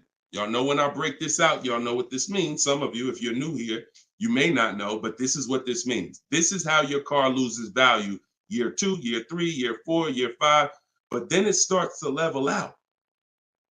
And what you want to get to, forget paying off the car. You could have paid cash for it. Doesn't change this. Deshone, I got a loan on it. Doesn't change this. This is the actual asset value. This is the car's value. Forget the loan that's attached to it. This is the car's value. So your goal in purchasing, if you want to avoid this, see, some of you buy cars, trade them in here. Trade them in here. That's 2 years, 3 years, 4 years. You're trading the cars in when they have lost the most value. And that's a losing formula. Now, there's 2 ways that we avoid this. One is long-term ownership. Who has a car outside? They've had it for more than 8 years. More than 8 years. Type me if you have a car in your driveway or in your household, you've had it for more than 8 years. Type me. I see you, Gary. Okay. Okay, I see you, Sergio. All right, more than 8 years. I see you, 12. Now, this is where you win. Here's why. Your car is no longer losing value like this every year. Now it's only losing a little bit. Now it's only losing a little bit. You beat depreciation. See, the goal with a purchase is to beat depreciation, not pay off the car. You could pay off the car and still lose to depreciation because you replaced the car in the early life cycle. So if you are not buying the car with the intent to keep it long term, 8 years, there's no comparison to a person who's leasing. So there's 2 sides. One is the people like Danielle. One of the people who are like, Deshone, I'm not keeping a car 8 years. You should be shopping for aggressive lease deals, not normal lease deals, below market lease deals. That's what I teach. Or you should be purchasing, getting great deals, below market deals on purchases, new cars, used cars, with the intention to keep them long term. That's it. So that's all step 1. I call that the most important question. That my book is broken down into 7 steps. It's called Cars from Home, 7 Steps to Saving Time, Money, and Avoiding Dealership. Step 1 is the most important question. That's what we just hit on. It's the leasing versus buying, because you need to pick a side and you need to have a long-term plan based on what side you're picking. You can't be stuck in the middle. Stuck in the middle, you're going to lose all the money. You lose all the money stuck in the middle. Purchasing cars, flipping them in 3, 4, 5 years, you're losing all the money. Buying your leases out at the end, you're losing all the money because you're mixing the 2. Lease or buy long-term. This in the middle right here, that's the danger zone. Everybody clear on that? If we're clear, type clear. If we're clear, type clear. All right? This is Monday's live show. But wait, what day is it? This is Tuesday. Tuesday's live show, 12 o'clock. So whenever y'all don't see the banner on the show, then you know it's live. If you see the banner that says when we're live, then you know it's one of our rebroadcasts. But if you don't see the banner, that means we're live and you can start typing questions. All right, clear. All right, everybody's clear. Now let me hit the second part of Frankie's question. Okay, and for those who just came on, everything I teach is out of my new digital book. It's called Cars from Home, and you all can get it for 75% off. It's normally $97, but in my TikTok bio, in my Instagram bio, and in the comment section on YouTube and Facebook, we put the link there for you so that you can get your copy for you won't pay the normal $97, but you only got 30 minutes. It's a welcome offer. Once that clock goes down, to zero, your price is $97, which is still a great price. You saw how much money Tiffany just saved on her new Mazda, just using what's in the book. Saved herself, I think, $6,000. So go ahead. Oh, no. So, and then you move into the equity assessment. So once you decide, Frankie, which you already said you're only keeping the car 72 months, you should not be purchasing. Because if you purchase, we already went to what's going to happen. You can't win keeping that car 6 years and then replacing it. So you should now be doing your equity assessment, which is calling your bank, get your payoff, and then you're going to go to the cash buying websites. Don't use algorithm sites because they're worthless. Car Guru, Sell My Car, CarMax, Carvana, Driveway, AutoNation, Sell My Car, AutoNation, Sell My Car. 6 offers, 3 are from dealers, 3 are from online buyers, and these are the best offers you're going to get. They'll cut you a check the same day. That's our bidding system. That is how we do our equity assessment. We do not trade our cars in because we're not going to get the money that they're worth trading, which I hit on earlier. All right. I know we got a lot of questions being typed. Dolan, you can shoot the next one in. Okay, this one's from Instagram. I'm looking to lease a GLS 450. Does Mercedes have any third-party restrictions on selling your lease? So I wouldn't concern myself with that. I'm going to tell you why. That's like trying to think about the purpose of equity on a lease is a bonus. Shout out to y'all running the likes up on TikTok. Appreciate y'all. If y'all could keep tapping the screen every couple minutes, if you could just give it a little tap, tap, tap. That just keeps running them up. Just every minute. Every time you hear something and you're like, oh, that was good. Tap, tap, tap. And it'll just keep the likes running up. Keep TikTok notified of what we're doing over here. So you never want to base the car you're going to lease on if it's going to have equity at the end. The benefit of leasing is driving cars for pennies on the dollar compared to what people purchasing them. And you're avoiding depreciation that people purchasing the vehicles are going to take. That's the benefits of leasing. Now, there's a lot of other benefits too. I mean, you're driving a new car. You're under warranty most of the time. Depends on how many miles you drive. So if you drive, 12,000 miles a year, most bumper-to-bumper warranties cover that. If you drive 15,000, maybe you won't have a little bumper-to-bumper at the end, depending on what you choose. Mercedes has a 4-year 50,000 bumper-to-bumper.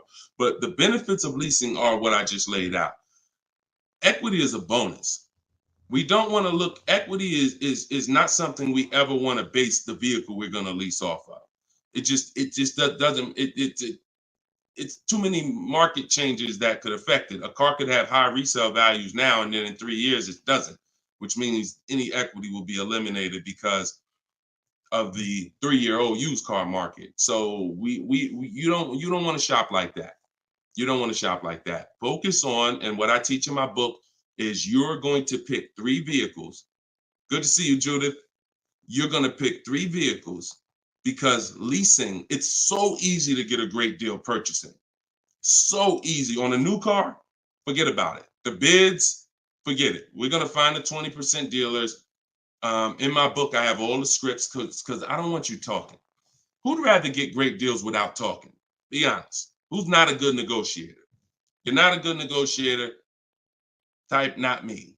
Like you just be honest.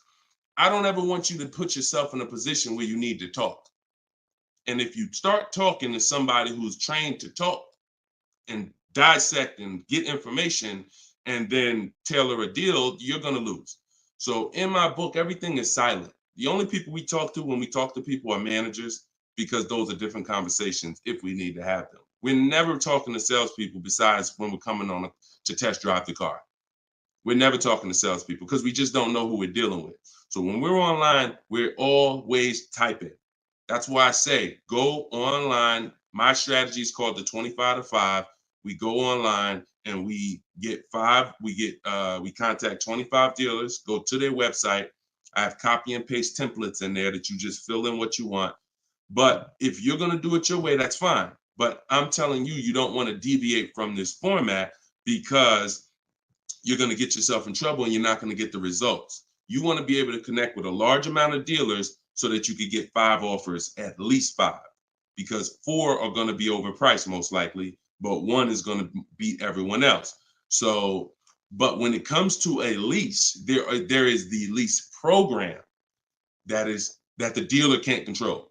So if we don't know what a lease program is until we shop offers. So there's no way you can look at the residual value. You can look at all this money factor. I know some of you who are in the math, you're like, oh, well, I'm gonna just look at the money factor and see. You can't tell because it can have a high money factor, but it have some good rebates. The only way we know a great lease deal is to shop the market, get our offers, and then if the lease program, if the best offer doesn't get you under 1.5% with no money down, then it's a bad lease program. It's a bad lease program. In which case, we move to another vehicle. So I'm not going to ever co-sign leasing a bad vehicle a vehicle with a bad lease program.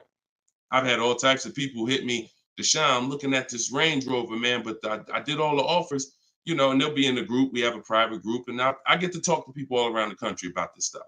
So they're like, Deshone, you think I should move on? I'm like, look, you could wait till next month, see if the program gets better, but I'm never going to co-sign signing a bad lease deal. You're paying too much money for a vehicle you're giving back in 3 years. So you're defeating one of the major benefits of leasing. So that's the only reason why we have to have 2 other vehicles that we like when we're leasing. On a purchase, no. One vehicle, pick it, get your bids. One dealer is going to blow everybody else away. But with a lease, you want to have 3 vehicles just in case it's a bad lease program. And if they got a bad lease program this year, maybe in 3 years when your lease is up, they'll have a good lease program. So that's what we do. It's too many cars out here. It's 400 cars out here. 40-something manufacturers competing for our business. Why are we going to get locked on one car? And the reason we're doing this, y'all, is because we're not shopping. You're not shopping. You're not taking the going out for the weekend and test driving cars seriously. You're about to drop 40 grand of your hard-earned money. You need to be, like I teach, shopping and not letting anyone disturb your shopping. If I'm looking for a car, I'll take a whole Saturday and go out or a Monday, and I'll go out and I'll drive 4 cars and be like, okay, that was fun. Don't sit down and don't talk numbers. So let me make that clear. Don't go in there and sit down at the desk and start talking numbers and get a proposal. No. Shop. Once you decide what you want, then we come home and we get our offers from home. All right. Go ahead, Dolan. Next question. All right. When you don't talk, I see a lot of you saying you're not good negotiators. Then you just got to stop talking. Stop talking and start making people bid. You're going to get better deals than good negotiators all day long. Heard you loud and clear on the rebroadcast. I'm here live. All right. Welcome, Jill. Looking for a car now. Profited on a sale, so coming in clean. Need to rebuild credit. Lease cheap car, finance car under 5-6 grand. It depends on where your credit is. If you're in the mid-6, I teach something called, profile over score.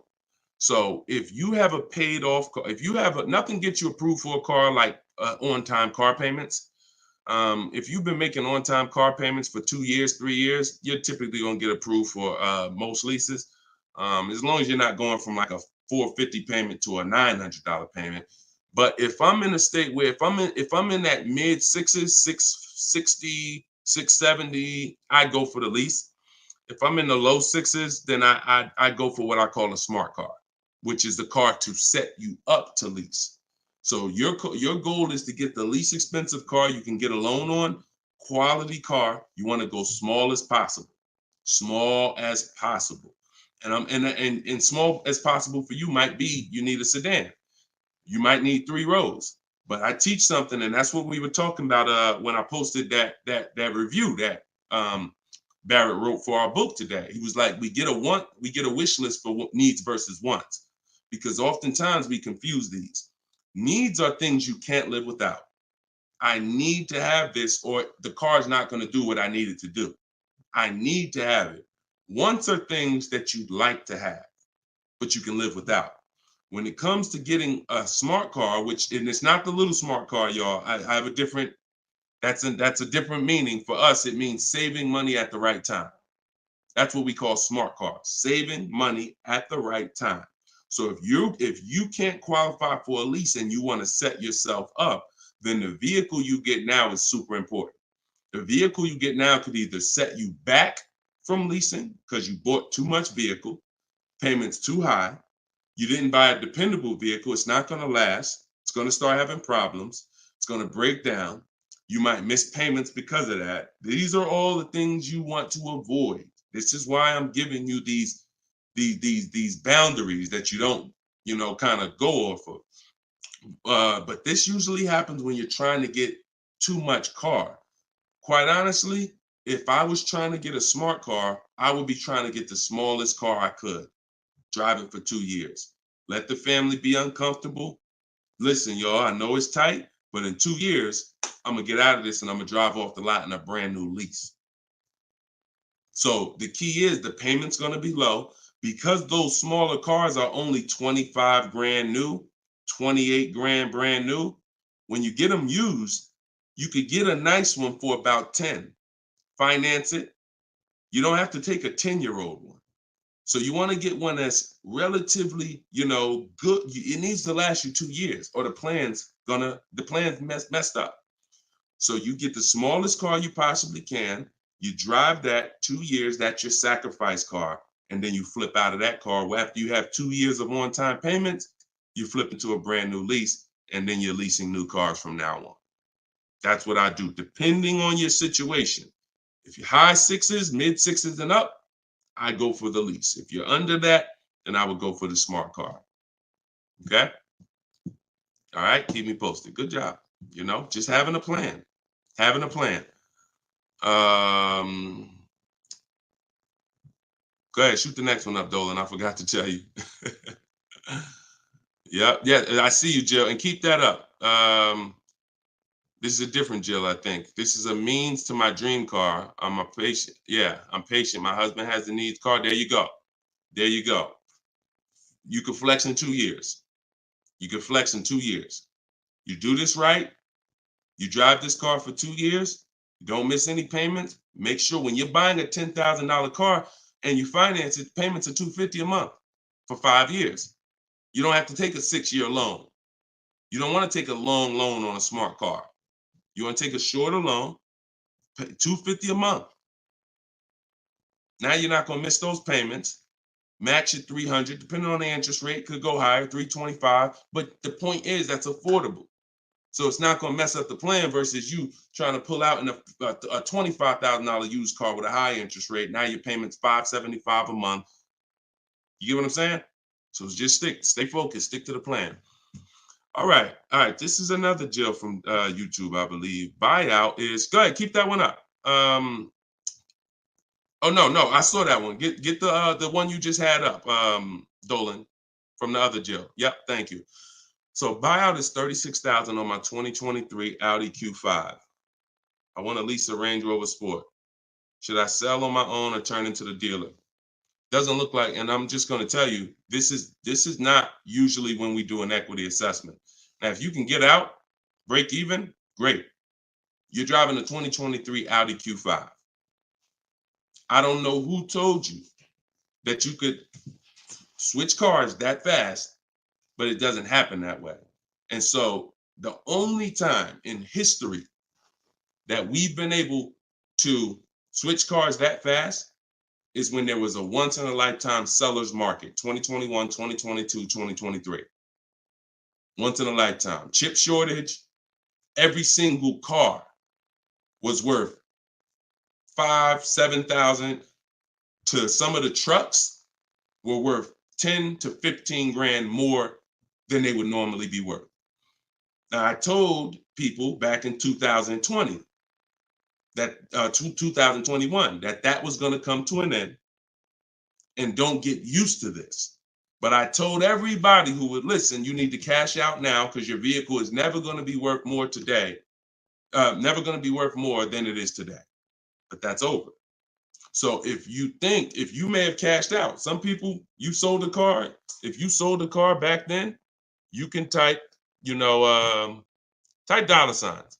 If anybody sold a car from 2020 to 2023, and you got crazy value for it. Some people were like buying cars, and 2 years later, they got all the money back. I did that twice. I leased a brand new Jeep, 2018, and I sold it in 2021, and I made $8,900 after I drove it for 3 years. And my mother, I helped her sell her Mazda CX-5. She was a low mileage driver, and I helped her cash out. She made $10,200 after she drove it for 3 years. Made a video. I recorded her and my dad. They couldn't believe it. They couldn't believe that they drove a car for 3 years, turned around and sold it, got every single dollar they put into it back.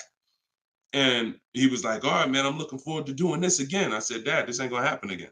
So enjoy it. You were part of a once in a lifetime market where you cashed out and you won.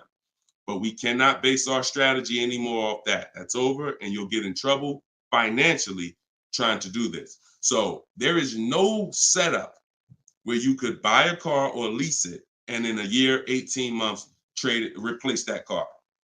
Just not. Because we already talked about earlier, let's take a $50,000 car. A year later, if you don't drive it 1 mile, what's it worth? Didn't drive it 1 single mile, just parked it right outside your house. 43, 44, max, absolute max. So when that car is losing value like that, whether you bought it or leased it, the asset, it's what the car is worth. Forget about the finances attached to it. You can't, and look, if it's a Jeep Wrangler, if it's a car that has a high resale value, like a Jeep Wrangler or a G-Wagon, these are top 10 best resale values in the world, then all I'm going to do is after I lease it, I'm just going to sell it and I'll make the equity. But I'm not going to look to trade that car or replace that car in a year, 18 months, break my lease contract. Now you do your equity assessment, Jill. Call your leasing company, find out what your payoff is. You said it's 36. Now, if you can get offers higher than 36, then you can get out. Very simple. So get the offers from the companies that I mentioned about 15 minutes ago. I laid out the 6 companies. But when you lease, though, you must put no on those websites. It's going to ask you, do you have is the vehicle owned, leased, or financed? You want to put owned, because something triggers on their websites. They think every lease has a third-party restriction. Most of them do, but if you just want to find out what the market value is for your car, and if you could get out and make some money or break even, then yes, you can jump out, no problem. But if you see that your buyout is this and all the offers are below that, then what you're now about to do, even if you say, because some people say, all right, well, I'm gonna walk in the dealer, see if they can work a better deal than that. No dealer is going to give you more than the online buyers. So if you run those online quotes and all of them are less than your payoff, all a dealer is going to do is take the negative equity and the desperation for you to get out and roll that negative equity over to your next vehicle because you're desperate to get out for no reason. So that's the real. You can do what you want. I would suggest you don't get out of your lease. You don't break a lease contract until you can financially do it, which means I can break even, I can sell, and I can get equity, or either break even. Break my contract, but I'm not coming up with a dime because a dealer bought my car and I'm out of this thing. That's the only way I'm breaking a lease contract. I'm not rolling negative equity. I'm not going to create negative equity in a lease to get out of a lease early for no reason. It just doesn't make financial sense at all. All right, no problem, Jill. Happy to help. Happy to help. Okay, so that's step 2. See, the equity assessment step, guys, is so important. See, because it's the foundation of our deal. So when you look at step 1, the leasing versus buying question, how many years do you keep in the car? 8-year rule. That's step 1, super important. Foundational of your deal. As I said, you can't get a good deal if you purchase, but you should have leased. Impossible. You got a bad deal. I don't care how much money you get off. Now, second step is if I have a car to replace, I got to do an equity assessment because I need to know, is this car that I'm in going to be going to prevent me from making a move right now? Too much negative equity, I'm prevented from making a move right now. If I can get out, make some money, now I got some money. I can sell. I can put money in my pocket, put it in my bank. That means it's an asset. It's a blessing to me. So your car that you're in could either hinder you from getting a car or it can help you get the next car. That's why we always do the equity assessment before anything else. All right. I don't know why I'm frozen on Instagram. All right, go ahead back in, Dolan. Next question. Okay, now I'm back. I see. I'm just monitoring Instagram. Okay, and just so y'all know, everything that I'm teaching is out my new book. And look, I want to show y'all this. And before, keep that question up. Look, here we go. Boom. Look at that. 4.94. Thank you to everybody. We're higher now. I think we're up to 35 ratings, 28 reviews. So thank you to everybody who's reviewed the book on Goodreads.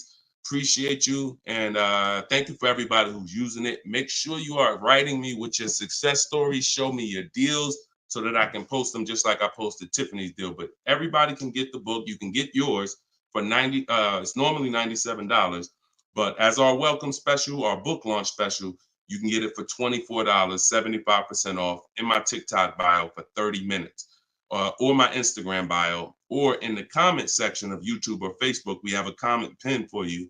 And if you're watching us on TV, you can use your phone and you can scan the QR code here on the screen, and you can get your copy for 75% off. But once that timer hits 0, if you visited that page and the timer it started, once it hits 0, the price does go back up to $97, which is still a great price. It's a great price either way. And it'll be in your inbox in a couple minutes. Okay, this is from Instagram. I use your template in the book to ask for quotes. Their response is the lowest offer you have received. They are being difficult and giving me their best offer. What's the best way? Use the scripts.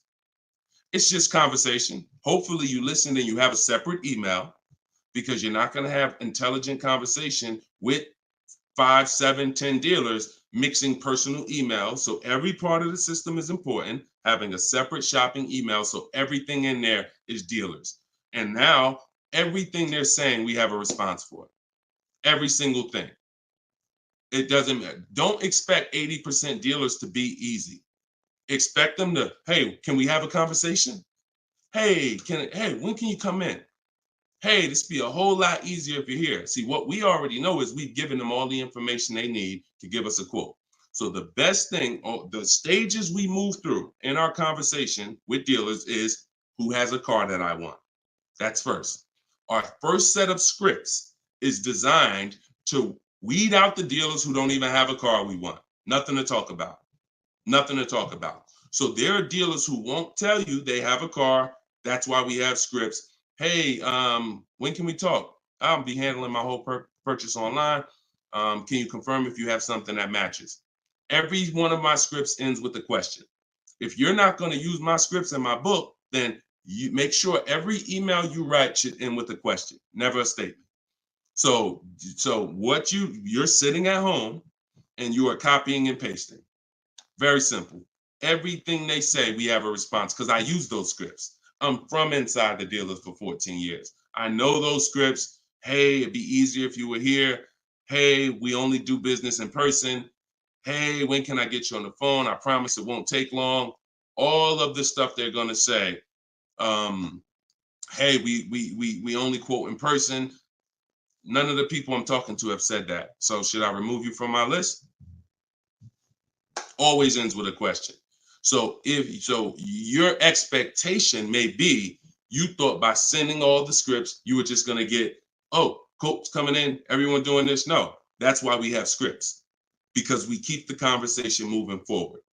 Everything they say, just go to the script, open the temp. And just so y'all know, in my book, one of the best reasons why it's a digital book is because I link you to videos and I link you to documents, and that you can copy and paste. So that what this person is talking about is the templates and scripts that I've created for contacting and having these conversations with dealers. So, but everything they're doing is very predictable. You just change your expectation. I'm going to talk to several people and I'm going to weed this down to 5 offers. And out of the 5, one of them is going to beat everybody else. And then I'm going to use my counter offer calculator that Deshone made to send the counter offers and close my best deal. Take all the emotion out of it. Take all the emotion out of it. You should be emotionless at it. Nobody can hurt you. All right, you're at home in your living room.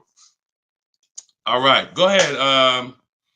Mike said nobody gives us this info. I sold cars and the dealership wouldn't even give us any insight. Trust me, Mike, I understand, man. That's why I love the 20% of car salesmen and dealers. They love what we're doing here because they know we were never taught this stuff. So we were never taught about leasing, financing. Thank God I was able to learn it, and I was able to, but we weren't taught about insurances, all the stuff that they should be training us on. We weren't taught. So I appreciate you being here, man. All right, go ahead, Dolan. Next question. Great questions today. Great questions. Let's go. I see you. Shout out to the people running the likes up on TikTok. Can y'all just keep tapping the screen every couple minutes if you could? If you enjoying the show, you getting value out of what we're doing, every couple minutes, if you could just tap that screen and keep running those likes up. I appreciate y'all. It lets TikTok know we talking big money over here. Yep, I see it. Thank y'all. Appreciate you. All right, this is Gary on YouTube. When leasing, is it all about purchase price? No, it isn't, Gary. Great question. When purchasing, it's always about purchase price. All in, out the door, tax fees, everything included. Purchasing is always. Now, leasing, we get our lease offers, and this is where we eliminate the term down payment. We no longer say down payment. I want you to eliminate that word, those words from your vocabulary. You want to replace them with total out of pocket. Total out of pocket. So all of our lease offers we're going to get is following the 1% lease deal principle, which is, because some people, I know Judith still asks, oh, hold on one second. Hold on.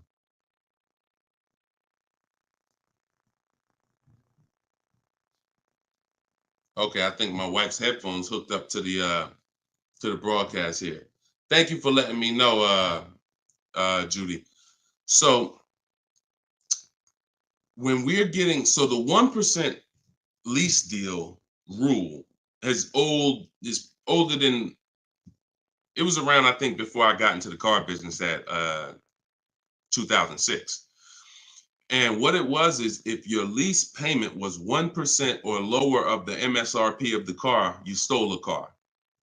Stole a car. Example, I know if you've never seen a 1% lease deal, let me show you a couple. So this is Greg. Greg, look, first time posting here. I'm excited. My latest lease, graduated. Now we have a particular online, video library here. So when they say graduated, I have a coaching program, and but the steps are the same. So I always say, get in where you fit in. Steps are the same in my book, in my video course. He said, I followed the steps, set up a great lease deal, 36 months, 12,000 miles per year, all said and done. Monthly payments $527. MSRP is $56,275. So when you divide the monthly payment into the MSRP, you're going to get a number. Now, when you multiply that by 100, so I'll give you an example. Let me show you how this works. In Greg's case, I got my calculator up here. I would take 527, divide that into 56,275, which is the MSRP, not the selling price. Doesn't matter the selling price. The MSRP is how we gauge the value. Now, that's 0.009. Then we multiply that by 100, and that gives us 0.93%, which is what he put here in his post. So that's an under 1% lease deal. Look, it was a steal. I think someone messed up on the paperwork. No other dealer came close. There we go. Same thing with Frina. Frina just got a Jeep a little while ago. Look, her deal was better than his, my God. But it's a better lease program. Jeep had a better lease program at the time. So, I mean, she got a $579 a month lease on a $65,950 Jeep Grand Cherokee hybrid. Out of control. So this is how we're shopping. You want to follow the format of the 1% lease deal, which is I shop with 12,000 miles per year. If I'm doing 18,000, I'll adjust it later. If I'm a high mileage driver, who's a high mileage driver? You drive more than 20,000 miles per year plus. Who's a high type HM if you're a high mileage driver? All right, type HM. You adjust it later. 25,000 mile a year lease. You always shop with 12 because that's how we judge. I see you, Mr. Silver. That's how we judge. I see you, Ado Johnson. Or no, A.D. Johnson. Sorry. So still going to, this is still Gary's question. This is why we're not focused on the purchase price when we're shopping lease offers.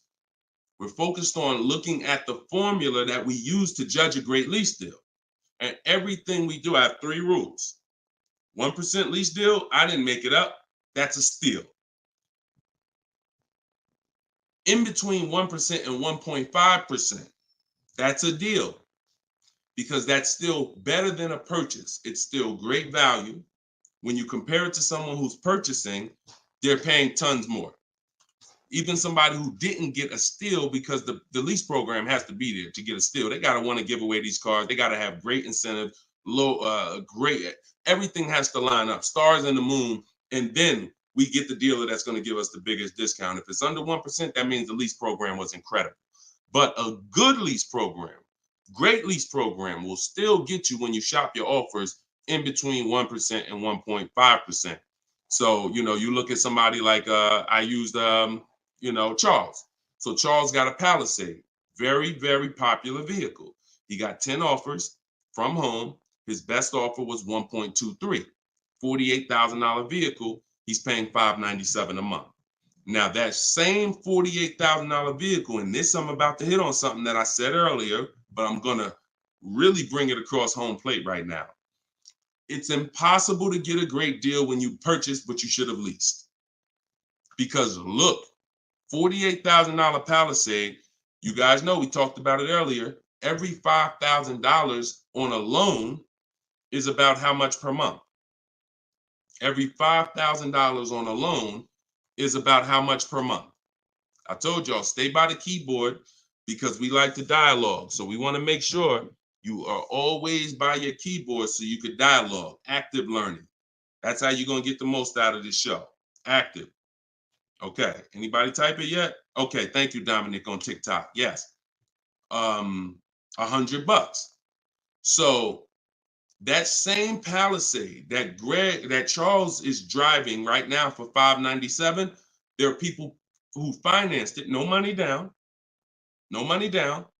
and they're paying almost $1,000 a month, $900 to $1,000 if they got a 5-year loan. If they took a 6-year loan, they're probably paying $8 something a month for 6 years. He's paying $597. So that's what I say. You cannot. And even when you have a good lease program and you get your offers, 1.23, 1.25, 1.3, great value compared to purchasing that car. You're avoiding the depreciation that someone who's purchasing is going to take, and it's no comparison. So, but there comes a limit. That's the third category. We got the steals, we got the deals, and then we got, I call this, it's time to chill. 1.5%. Above that, it's not a deal. There's no value there. There's very little value there. No, there's no value. And I'm going to tell you why. Just add up all the payments. 1.5%, we're paying too much for a vehicle we're giving back. It's very simple. We're paying too much for a vehicle that we're giving back. When you take hold on, let me get rid of this. Put the banner back up for those of you who want your book at 75% off. Just scan it right there. Once you get above 1.5%, there's no value, because if you take a $40,000 vehicle, a steal at 1% is $400 a month. A deal is between 4 something and 6. That's 1 to 1.5. 600 a month. Now, above 600 a month, let's take 650. That's 650 divided into 40,000. 650 divided into 40,000. That's a 1.6 lease. I never signed it. Never signed it. I'm gonna tell you why. 650 times 36 months, $23,400. $23,400 I'm paying over 3 years for a $40,000 vehicle that I'm giving back. I paid more than half of the vehicle to give it back in 3 years. So those of you who always wondered what the 1.5% rule, I had to create it, because the 1% rule, a lot of savvy people knew about it.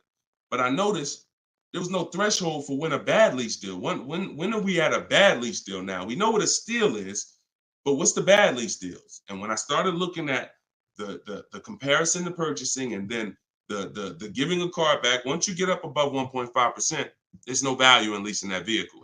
Next. Clear? We don't sign bad lease deals. Only time we did that, I'm gonna tell you something. All through the pandemic, I had people making 5, 7, 10 grand. Kid you not, hundreds of them.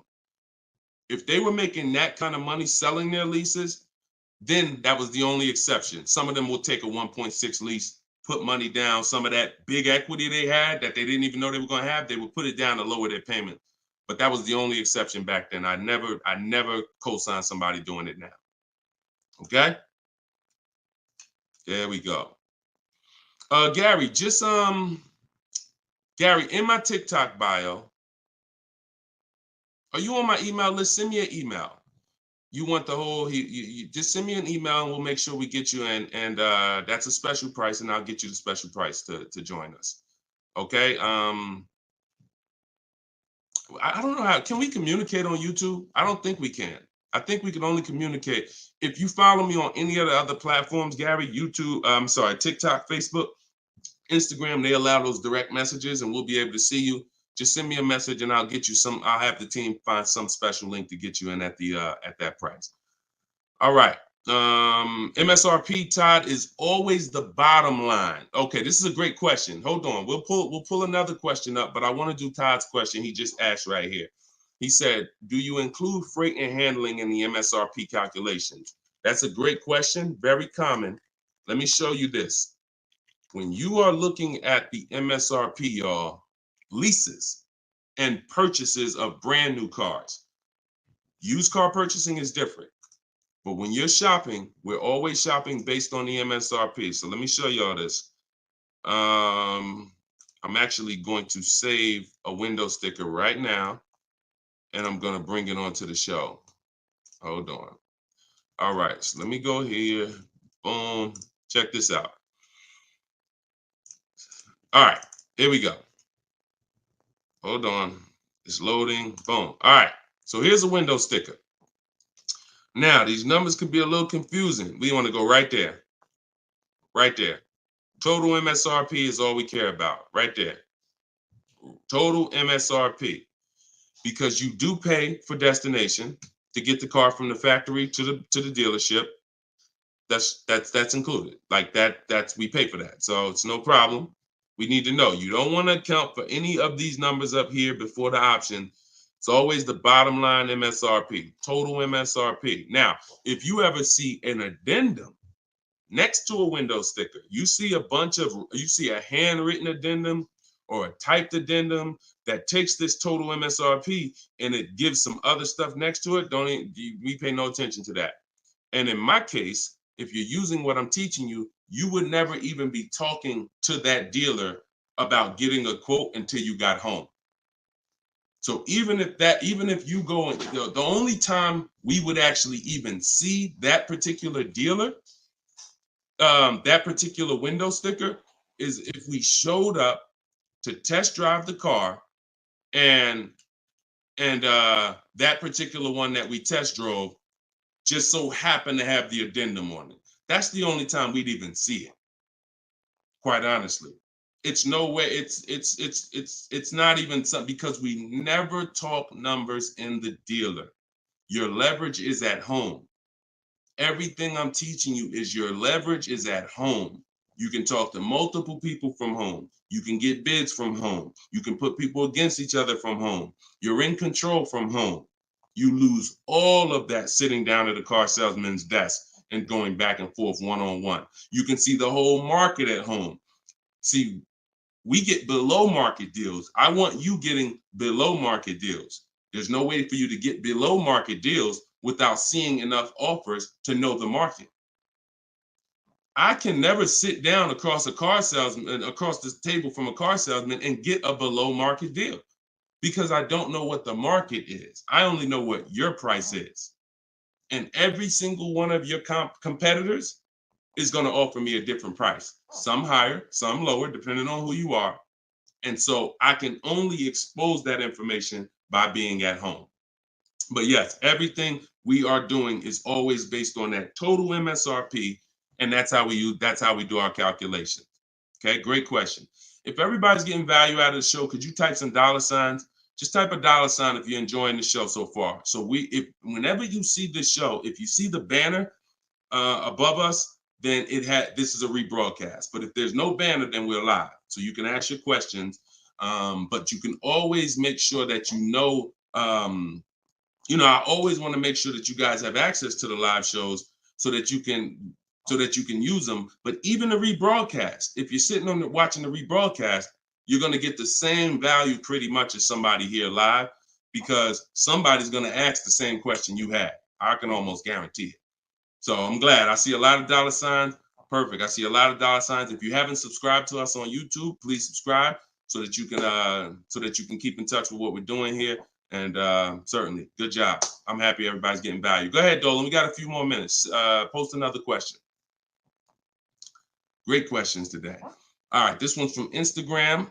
I haven't had any car leases on my credit before. How likely will I be able to lease an $80,000 car? I have great credit.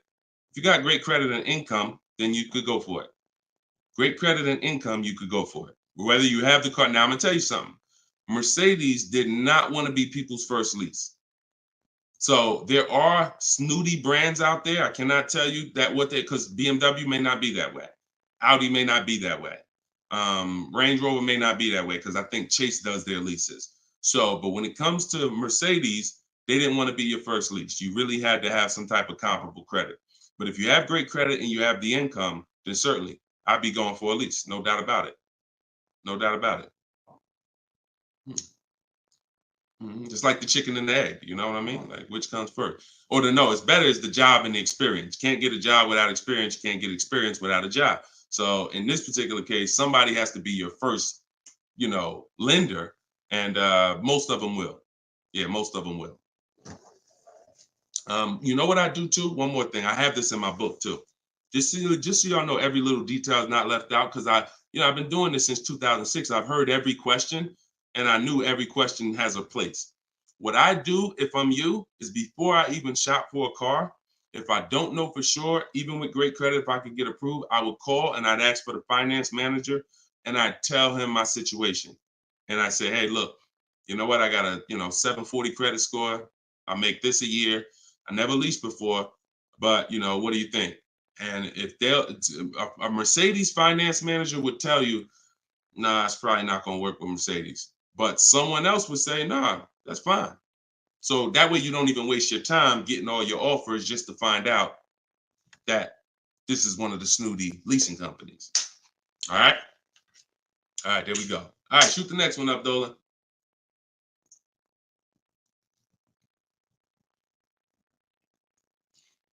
Jason Hughes from IG. 12 to 15K in equity. Great job. Okay. I mean, it's nothing you did, but if you got the equity assessment and you got bids, great job. Now, wait a minute.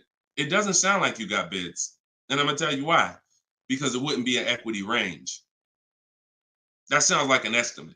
In fact, it doesn't sound like an estimate. It is an estimate. 12 to 15 is an estimate. When we get bids, when we do our equity assessment, we're getting bids and we're like, hey, I have $13,580 equity based on my highest offer from Driveway. See, get out of the ambiguity. Get out of the middle there. Let's get finite, definite numbers and stay out of these ranges and estimates, especially on things that take us 20 minutes to do. Call your bank, get your payoff, go online, CarMax, Driveway, Carvana, AutoNation, sell my car, Car Guru, sell my car, Kelly's Blue Book, instant cash offer. 20 minutes. Get your equity. 8 payments left, not keeping 8 years, now a good time to lease. 100%. 100%. There's no benefit in waiting. Listen, that is the path for a lot of people, Jason. A lot of people are going to discover what we're doing here, teaching by the numbers, not by emotion. And they're going to realize that not leasing has cost me money. Should I wait or should I just transition now? There's no reason to wait. There's no reason to wait. The only thing that would make you wait when you do your equity assessment is you have too much negative equity, you can't get out. That's the only time. Or you have a credit situation where you need to actually get your smart car, get a car for 2 years, rebuild your credit, and then go lease. Anybody else, no benefit. I'd be leasing tomorrow because I had a friend of mine, he's a close friend of mine. He's actually in my program. You know, he uses our stuff. And he's like, he had a Kia Telluride. Well, he had an accident. Vehicle got totaled. Now, he said, now I know the 8-year rule, Deshone. I'm going to lease this next one. He gets his bids. Last week, he leased the Kia Telluride for under $500 a month. The same vehicle that he was paying hundreds of dollars every month for. More. Hundreds of dollars more per month. I don't know what his payment was, but I know what a Kia Telluride costs to purchase. A $45,000 Kia Telluride to purchase with no money down is $800-900 a month. So he's literally under $5, no money down, when he was just paying hundreds more than that. So you're in the same situation. No point in waiting. Transition to a great value lease. Get your offers. You wish you could. You wish you would have did it sooner. All right. Go ahead. Next question, Dolan. Car brands will no longer offer V6. Buy the lease. Let me talk about this question on TikTok. Not right now. Get the next one. Go ahead, Dolan. Put the one you're gonna put out. But get that question that this person just posted about car brands no longer offering V6s. Should he buy the lease? If you have one ready, though, put that one up. Deshone, will your book work for both lease and buy? Well, you know what? Let this person answer that for you because we just got this review. This book is outstanding. This is Barrett. And you can see all our reviews on goodreads.com. Must read, must have for anyone seeking to buy, lease, or even sell a car. It is presented in very professional, easy to follow, step-by-step manner that covers every situation. Every situation. Does your situation, Keith, fall under every? If so, we got you. Every situation from buying, leasing, with cash or credit, good or bad. Only thing that Barrett didn't put in there is used cars or new cars. That's in there too. So absolutely. So yes, I'll put the banner back up for all of you who are watching us on TV. You can you can scan the QR code here with your phone, with your camera, and you can get your book for 75% off, or you can go to deshonesbook.com. We have the link in the comments on Facebook or YouTube for you. And if you're on Instagram or TikTok, you can go to my bio, click that link, and then click the button for the 75% off and get your book for 75% off. You won't pay the normal $97. Okay? But yes. All right. I have a 2020 Nissan Sentra. This is Key. I don't want to butcher your name, so I won't try. But from YouTube, I have a 2020 Nissan Sentra. Had it for 2 years. My miles are 64,000 highway miles. Okay. I know I don't have equity. I was told don't trade it in. Would be a bad decision. It's true. We don't trade cars in. We get bids. So you need to find out what your equity position is. See many of you are finding out right now how important the equity assessment is. Whenever you have a current car, equity assessment. So when you call your bank, get your payoff, then you go and you get the offers. You're either going to be in a positive equity position or a negative equity position. Now, if you're in a negative equity position, there's three solutions for negative equity. 2 of them lead to a car, 1 of them doesn't. First is you get all your offers and you can pay the difference because these are the highest offers. So whenever the highest offers are these online bidders. They pay more than car dealers. In fact, 3 of them are car dealers that are bidding. So Kelly's Blue Book, Car Gurus, and Auto Nation are car dealers bidding. CarMax, Driveway, Carvana are online marketplaces, used car marketplaces bidding. So you're getting a wide range of diverse offers from people who compete every day to buy cars. and they cut you a check right then and there. They do an hour. Both times I went to CarMax, me and my mother separately, we were out in an hour. I've had people who sold to Carvana, Kelly Blue Instant Cash Offer. They do their inspection. And then they bring you a check. So if you can pay, let's say you said you don't have equity. So if that's the case, then you may have negative equity, which means you might owe 30 and your highest offer is 28. Then I would come up with the 2,000 and I would pay the difference all day long because I'm still winning through a bid. My car's value is maximized through a bid. And if I don't get bids, I'm not maximizing my car's value. So now, second, when we can't pay the difference, then that means we must trade. This is the only scenario where we trade because you need now one part of the bidding strategy you can't do. So you're going to do the other part of the bidding strategy, which is now think about what car you want. Okay, I want a Toyota Camry. Now I'm going to get my bids. I'm going to get the lowest bid, the dealer that's going to sell me the car for the lowest amount, and then I'm going to purchase from them. But before I can purchase, now I need to bring my old car into the scenario and ask them, how much is my old car worth to you? Now that's the winning dealer.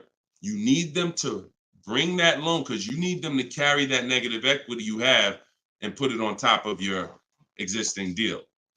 So you cannot depend on, don't even think that they're going to pay the amounts you had over here. Oh, Driveway was offering me 29. Yeah, you could tell them that, but again, they're not going to be able to pay that. They can't beat all their competition on the bid and then beat all the online buyers on the bid. So that's why I say your first option is always to pay the difference. Because you can win with bids there, you maximize, and then you do a separate transaction, you can still keep them separate. But if you cannot get bid, if you can't pay the difference, your only option is you have to trade that car in, and then you're going to let the dealer who you buy the car from wrap the negative equity into the existing lease. It's hopefully it's a lease because there shouldn't be any reason you're trading that car unless you just want a lease. To buy another car, unless you're saying you're keeping it 8 years, which, like I said, most people, I've been doing this for years, they're going from a finance to a lease.